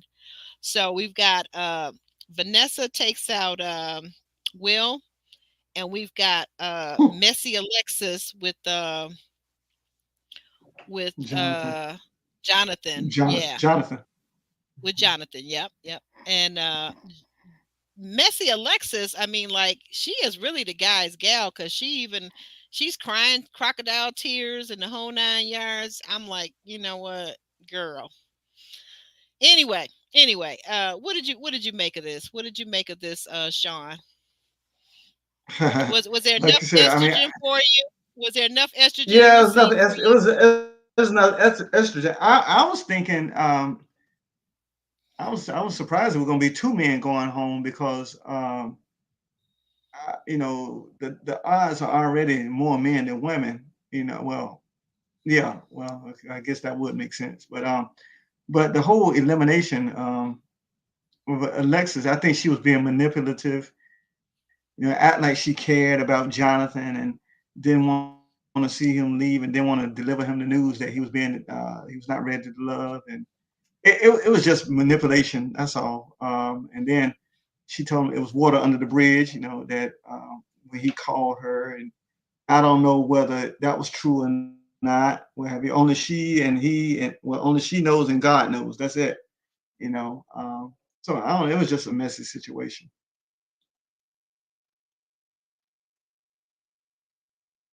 Yeah. I agree. What about you, JR? What are your thoughts about the elimination dates and the dual elimination? Quite surprised that they chose to get rid of two guys at the same time, but I also understand why both guys were down there in the first place. Obviously, William, we discussed at length already, but I think, um, you know, Will, not only was he, was the assumption made about him, but I think the way he went about interrogating rubbed the ladies up the wrong way. Um, he wouldn't let it go, and they kind of expected him to, you know. Um, just leave it to them to have their assumptions about him and make their decisions based on that, uh, rather than him going through one by one trying to ask them who said what and then try and correct them and remind them that he's a millionaire. Like, I don't think that endeared him, so I can see why he was down there. um Obviously, with Justin, he made a boo boo, so, and a big one at that. um it was not cool what he did. So obviously the ramifications mean the ladies go back into the ladies' lounge, deliberate. Not only has he got his short answers and things like that, but they suspect he's holding things back, and now he's crossed the inappropriate behavior line as well. So, not surprised that either of these two guys were down there. And I think, back to your point about the lounges being private, yeah, like, it's a tight balance. Like I said, I think you're told to, and Ron knows better than me, but I think you're told to deliver what the consensus is. But in doing so, you have to be careful which details you divulge, because you may land somebody in it, which is why I think Patrice said it's dangerous, because then that guy can then come back the next week if he survives and then say, you know what, Patrice said this, so she's automatically going home. Right. And that's the end of her process, right? So, yeah, the right two guys were selected, and I can see why. So I didn't have a problem with the elimination dates this week. Yeah, I think they got it right. I think they definitely got it right. We needed Will out of there. Will really wasn't connected. Who was his one connection? Didn't he have one connection? I mean, like, he seemed to have an alliance with Alexis. perhaps with, well, no, but did Alexis. she like him? Did she like him? Because I never seen him act like she liked him other than Alexis like a claimed to like brother. him, which is why she shared so much information with him in the first place, right? Yeah. Oh, okay. All right. I got a bridge over here in Manhattan if you want to buy it, JR. You can buy it real cheap. Well, the thing is, she hasn't. I mean, she didn't have to go the extra mile and mention other people. She felt comfortable enough to do that rather than just dismiss him straight away. So that tells me she likes him a little bit, at least. And yeah, like, at the end of the day, he didn't have enough connections, and the ladies basically, I think a large part of how Patrice felt and what she said about him kind of swayed their decisions too. So he wasn't one of the more favorable or likable guys. So that creates just the perfect storm to get rid of him. Okay. If time went on, who can we realistically see him gelling with? Nobody. I mean, Alexis is his girl. She giving him all this inside information. So why I don't can she see him and Alexis. throw Chaz to the side, forget about his big, beautiful house that most women want to live in, and just get with your boy Will, because he's a multimillionaire. Go ahead, do that. It makes sense to me. Chaz too old for her. You're right. For her, you're right. That's You're true. absolutely right. 'Cause she was like 31, and Chaz is like almost 50. What? Yeah, that ain't gonna work. Yeah. Will is probably our closest. Like I said, if it ain't love connection, that's our closest alliance of person around the same age, probably around the same crowd in that area. I can see that there. But Will had a lot going against him, being young, not being the tallest, biggest guy, and then you walking around with the complex of I'm a millionaire. I'm gonna tell you. I'm gonna ask y'all girls the questions. I'm gonna hold y'all accountable to what y'all say. I'm gonna do this and do that. It ain't gonna work with this group of women. Wrong group. And you know what? I also think this does set up the opportunity for Alexis now that he has been eliminated. Yeah, now she can You get know, her date LaRon is in the same situation. LaRon's top connection was Koshia. She's not there no more either. So, you know, let's see if Right. LaRon and Alexis can go on some dates and things. Oh, I never thought about that, JR. I never thought about Alexis and LaRon. I thought about that day one. It's like same age, both kind of like going out a little bit. It makes more sense to some of these other selections people trying to put together. But Both never married, no children. Yeah, that yeah, makes never married, no children. So it could be something. And but yeah, this was Jonathan definitely. He knew when he saw as soon as he saw Alexis, he knew he was going home because they'd already talked about it on the phone before. She probably just said, you know, I'm not interested in you. Then you know when you try to do that. So when you show up to a date and you see her there, you already know you're going home. So he was comfortable with the situation. Yeah. I think Will was too. Like he knew after he got rid of he corresponded to get rid of Kushida, he was going home next. Because the women don't they don't play that.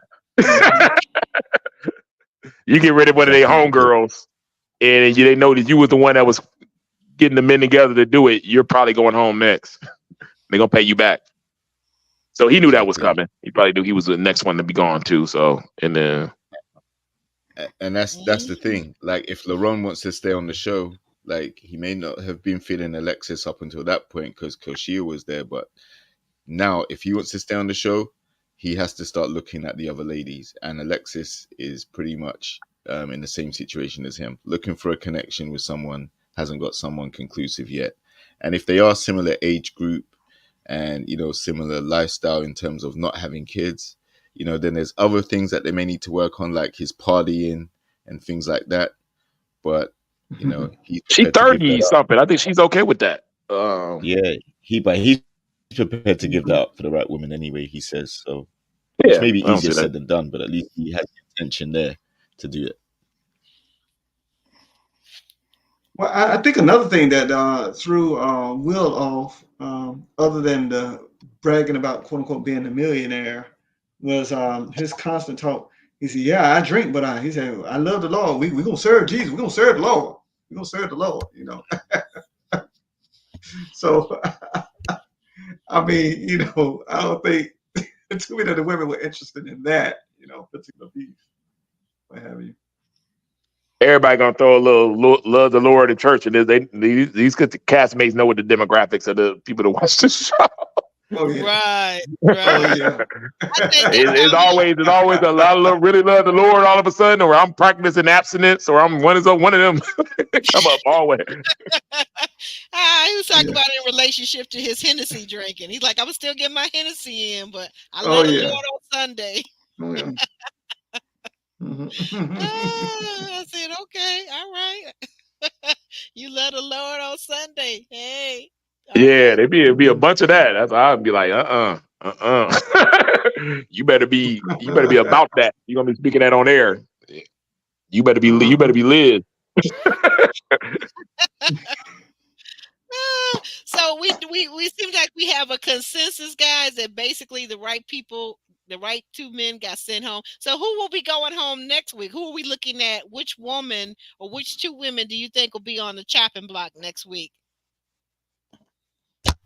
I'm gonna say Mika and Alexis. Mika's gone. Mika and Alexis, yeah. Yeah. Mika's gone because she ain't really connecting with the guys, and she doesn't want to have more children because she ain't never met nobody special enough. But and Vanilla probably gone too. Vanilla. Yeah, Vanilla might be down there.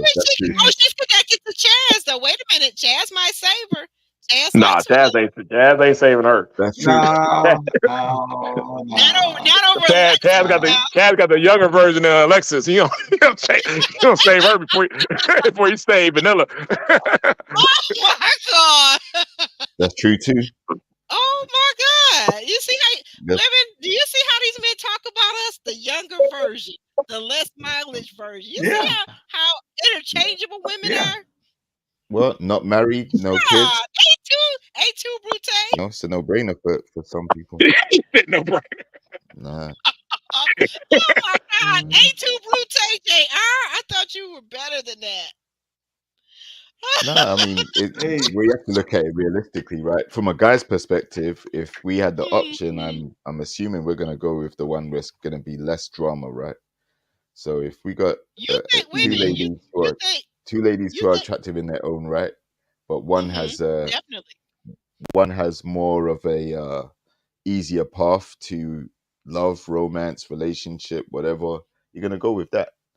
And I think out of the two of them, Alexis will come out on top in that regard. Yeah, and plus we But already I kind of think said that Cass playing the game, right? And if you play in the yeah, game, you're gonna pick the woman that has more guys interested in her as your number one pick because you know she's gonna be around. right. If you get what I'm And saying. you know what else? The other thing is Mika, after receiving the feedback and being saved from elimination, she said she's not going to change anything about the way she goes about doing things. So she more than likely will end up back in the bottom very soon. If it's not next week, it will be very soon. Because the whole reason why she's down there is because they're not feeling her. If she's not going to change anything about it, she's not taking the feedback, then she'll be back there very soon. She might have to hey, well, self-eliminate look. if she doesn't get eliminated. Well, here's one. I think a job. I think here's one that will bring back a memory for Ron.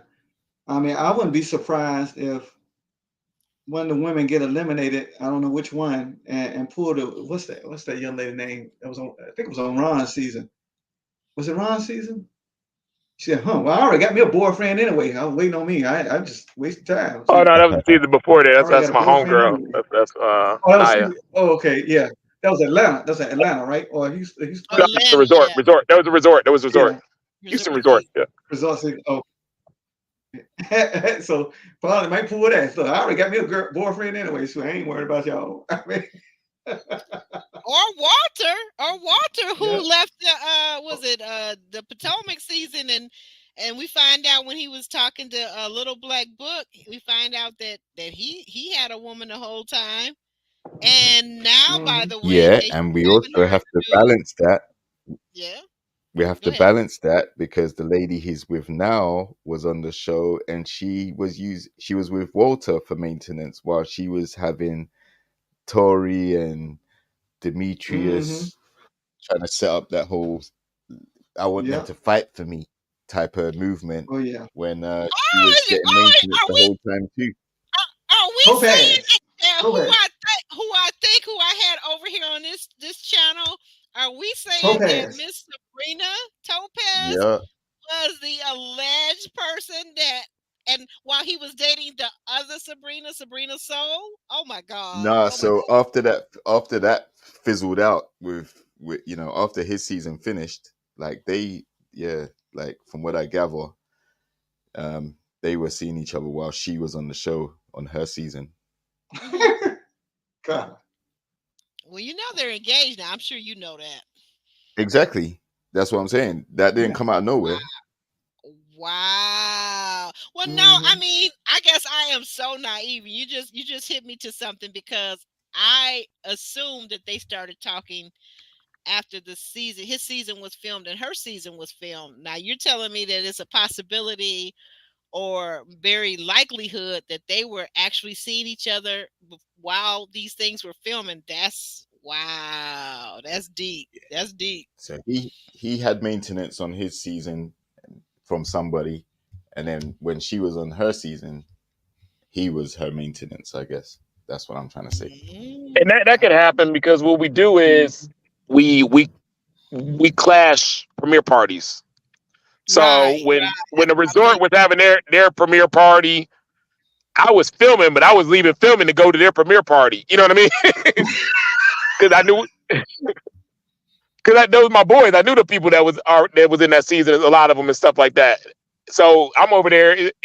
You could easily have met one of the girls while you were at the premiere party, and now y'all talking while you still feel. It can happen that way. You know what I mean? I'm just saying that I can see how that could happen. oh Mhm.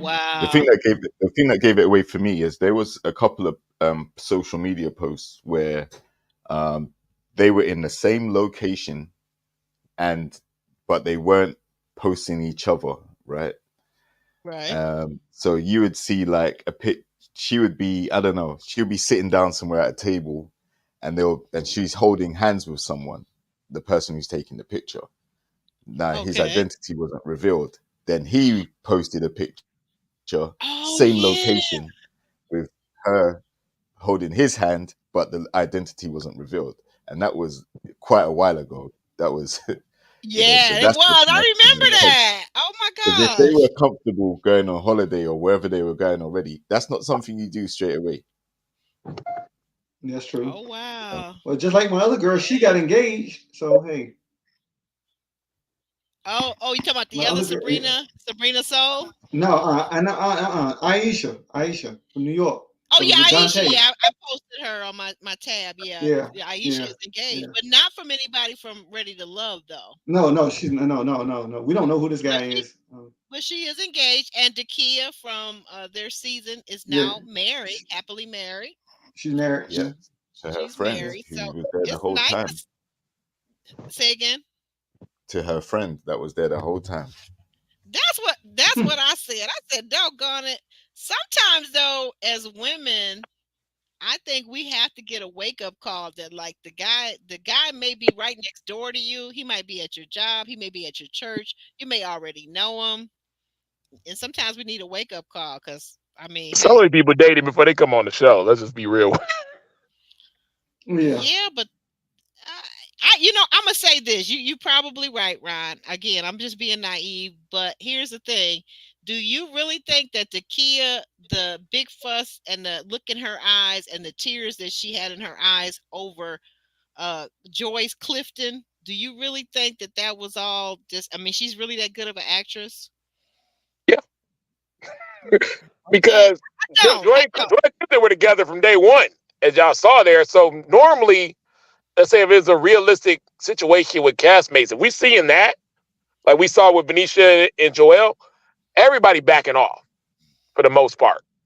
Like, Mhm. dang, okay, they connected like that. They found each other day one or whatever like that. We don't want no parts of that. We're not gonna be the type of person to try to break up an instant connection. That ain't what we're here for. We're gonna go explore other options and things of that nature. So it's almost like how vested could you been in the Clifton where you shedding tears and stuff like that when you all knew he was vested one way day one. Like when it's like that, as castmates, we like, okay, they together. We gonna let them ride out into the sunset. You didn't see nobody. You know what I mean? We saw that with Camille and Cornelia. You know what I mean? You see something like that, most people back off the situation, especially a woman that's smart and is pretty. You know what I mean? Like it didn't make no sense. Yeah, well, but does she really know what's going on between him and Joy? We're They seeing all the. did. They all admitted they knew. Like they won. Oh, really? Okay. Yeah, that was like he never wavered for where who he was interested in and vice versa her Mhm. from day one. It wasn't no she one day Joy was number one, the next day she's number three, like a lot of us was doing. We were playing musical chairs with that 1 and 2, 3 spot, like it was nobody's business. That wasn't a situation. Mm, And and it was good very, point. very revealing because um, when they all sat down together, like after the fallout, both Joy and Clifton said, we had a deal to stay on the show. That's what we agreed. So why are you catching so much feelings or trying to act like you really cared or whatever? Like you knew that there was a deal so that everyone can stay on the show and see it through to the end. Mhm. Well, I didn't hear about that. I know we get ready to go, but can I ask a question right quick? Yeah, sure. Go ahead. Can I ask a question right quick? Um, Oh yeah, can you? Am I Okay, since muted? Ron, Well, yeah, Ron go is ahead. the expert at this. No, Ron is the expert at this. So, do you think that I'm sure I know the reunion has already been filmed, but do you think that we're going to be privileged to understand who Glenn is? Glenn, which one was Glenn? Who's Glenn? Glenn was the guy that never showed up. That never showed up. Glenn that never Oh, showed up. Glenn, Never the showed up. original Glenn, the one guy that never made to the first mixer. Remember Yeah. that? Oh yeah. I think they'll Yeah. give him a little part. Yeah, They give him a little part of the reunion, you think? yeah. They should. I mean, he did. You know, he made it to the 10. He did all Yeah. his work and all his interviews and things of that nature. Yeah, I think they're gonna at least let you know who he is and things of that nature. They owe him at least that, even if he did back out. Okay. Yeah, that would be that. Mhm. Would, you okay? I see your point because I've forgotten all about Glenn. When you were saying Glenn, I was like, who? What? Are we on the wrong show? But you're right. Unless There it was was a something that Glenn. was so private and they just can't bring it up. You know what I mean? Or why he couldn't go on the show because it might not be that he just got cold feet. And Glenn might be in jail. Glenn might be.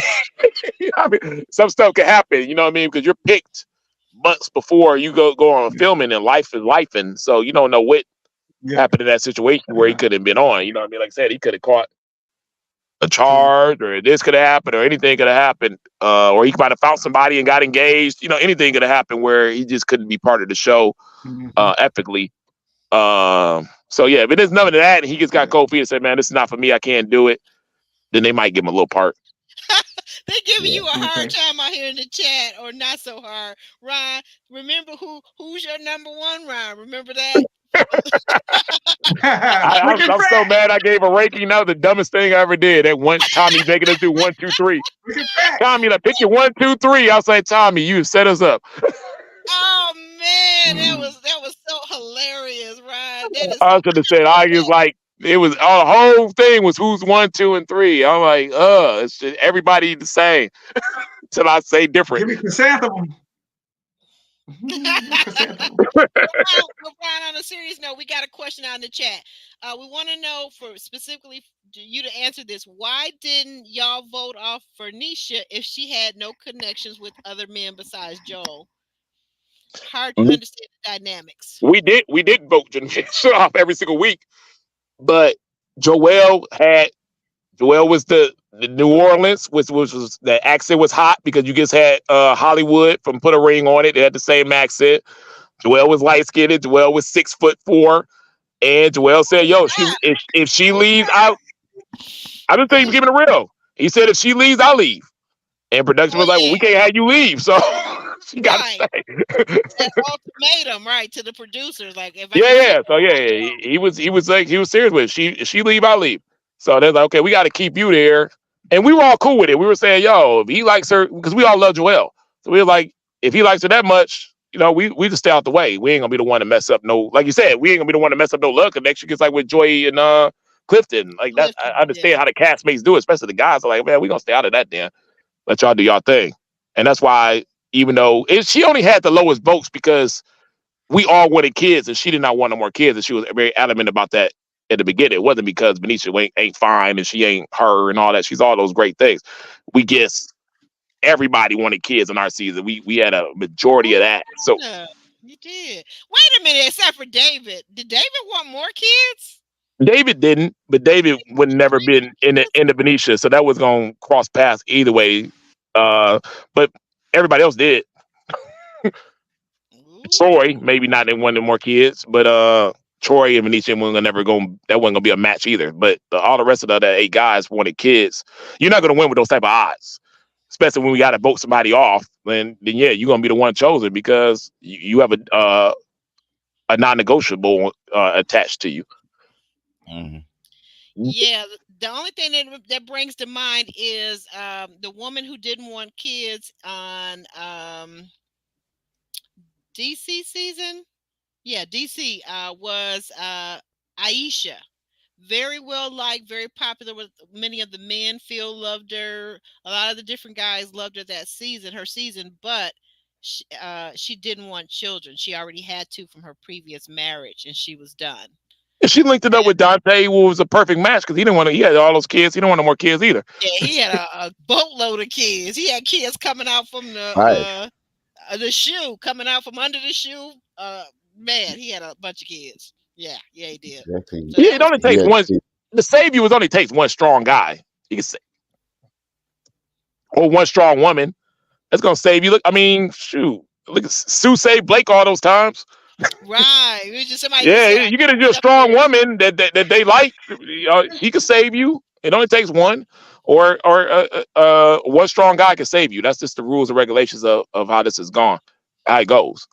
Like I Right. said, Quentin was a strong guy last year. He could have saved Potty Mouth a bunch of times doing that. We just didn't see it, but he probably saving her. Oh my God. Who are you calling? You talking about Janelle? Potty Yeah. Yeah. You silly. You silly. Who is this over here in the private chat? What are y'all talking about in the private chat? Don't get me into trouble. Oh, Sean Stokes, you're a mess. Okay. All right. I'm not saying that. Okay. All right. So we got our idea that maybe Mika may be on the chopping block next week. Did we say anybody else? Who was the other person? Mika and who else? Oh, Vanessa. Vanilla Vanessa. You said Vanilla Mika and Vanessa. Vanilla Vanessa. Yeah. Alexis ain't going nowhere. You can't get rid of Alexis because here's the swap they made. Whoever made a production, the men, whoever. Here's the swap they made. When they got rid of Koshia, that means that Alexis is gonna stay to the end, to the bitter end, to the bridge. She's staying to I the think bridge. Mika hates her more than Koshia do. Mika don't like that woman. Right, but that's what I'm saying. We're stuck with Alexis because Alexis is the drama now for the rest of the season. You get what I'm saying? Koshia was the drama, but now Koshia's gone. So what you got left? The You got drama is putting them two in a room. When they put them Vanilla. two in a room next week, it's gonna be some problems. You They got don't like each other. Vanilla, Vanessa. You got Mika, who can't carry a conversation to save her life. So I mean, come on, we gotta rock with Alexis. Let's be real. We gotta rock with Alexis. That's what it is. And the dudes, like you said, he's right. The dudes ain't stupid. Like she's young and no kids. Like they gonna carry her in this Yeah. group. Yeah. Right. And she's agreeable to the men because she's a pygmy, or maybe not. Well, And on that note, anybody got anything else to say? Come on, get it out, spit it out, JR. well, the name of the game is to be picked. So if she's getting Amen. on with the guys, that's a good thing.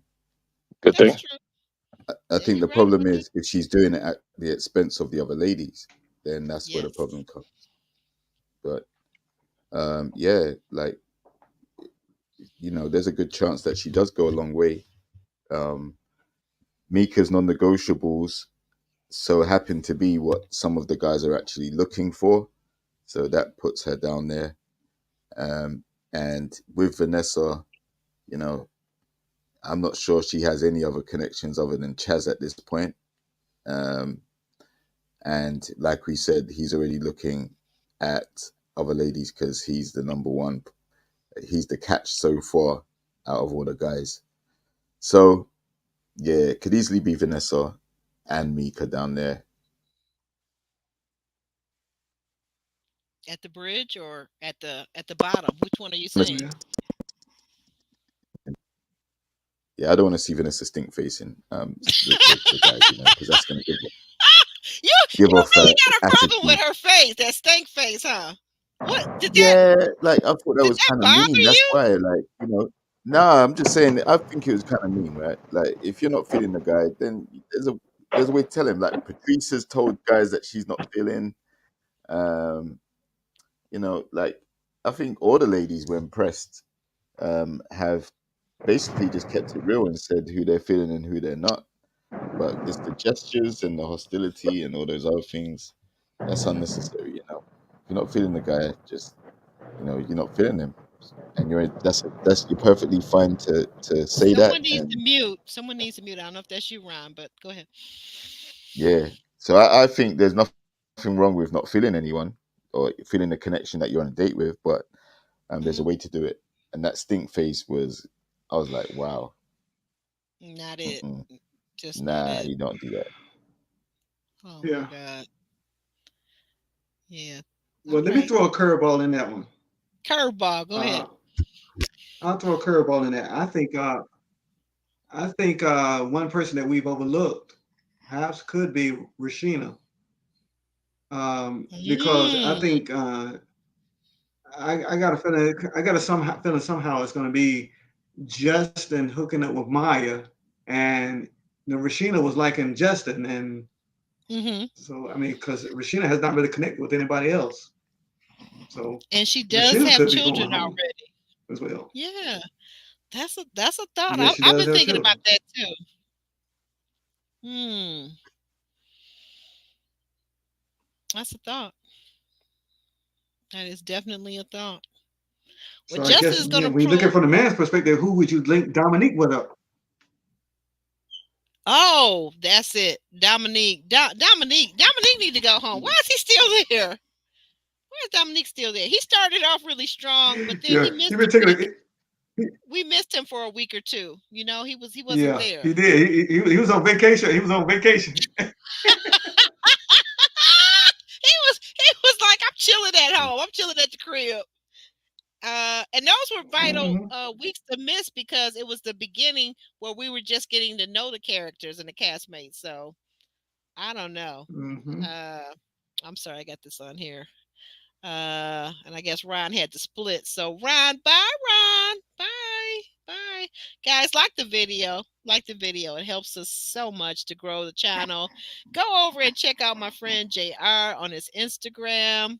JR, you want to tell us all the things that are thinging over on your channel and your Instagram page and whatnot? I'll put your thing back up here.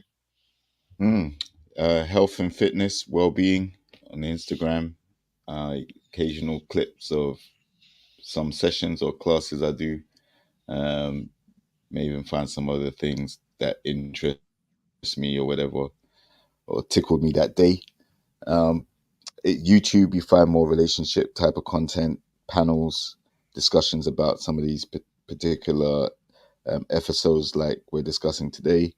And when you Mm-hmm. combine your relationship plus your health and well-being, they all kind of contribute to a lot of the reasons why you're happy or sad when you go out there every day, right? Like your relationships can spill over into other areas.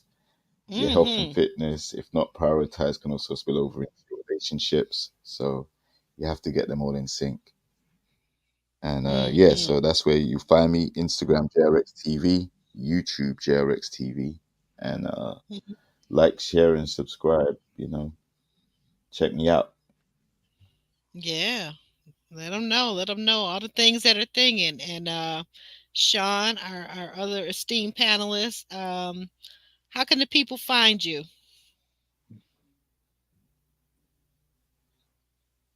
Yes, you can find me at Instagram at SANDRES1906. Once again, that's Instagram SANDRES1906. Or you can catch me on Facebook under my first name, which is Sean, SHAUN, and my last name Stokes, STOKES.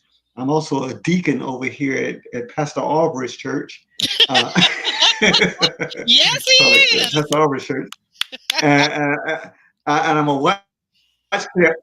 I'm a watch I'm a watch care member over at Kimberly Reviews Church. so, Yeah, we so be you find hanging me in with those Kimberly. places. Basically. We be hanging with Kimberly on Wednesday nights, guys. Come on over and join us. Like, that's Kimberly Review. She's not a part of this panel, but When, she well, is a when part. Pastor Aubrey is not preaching,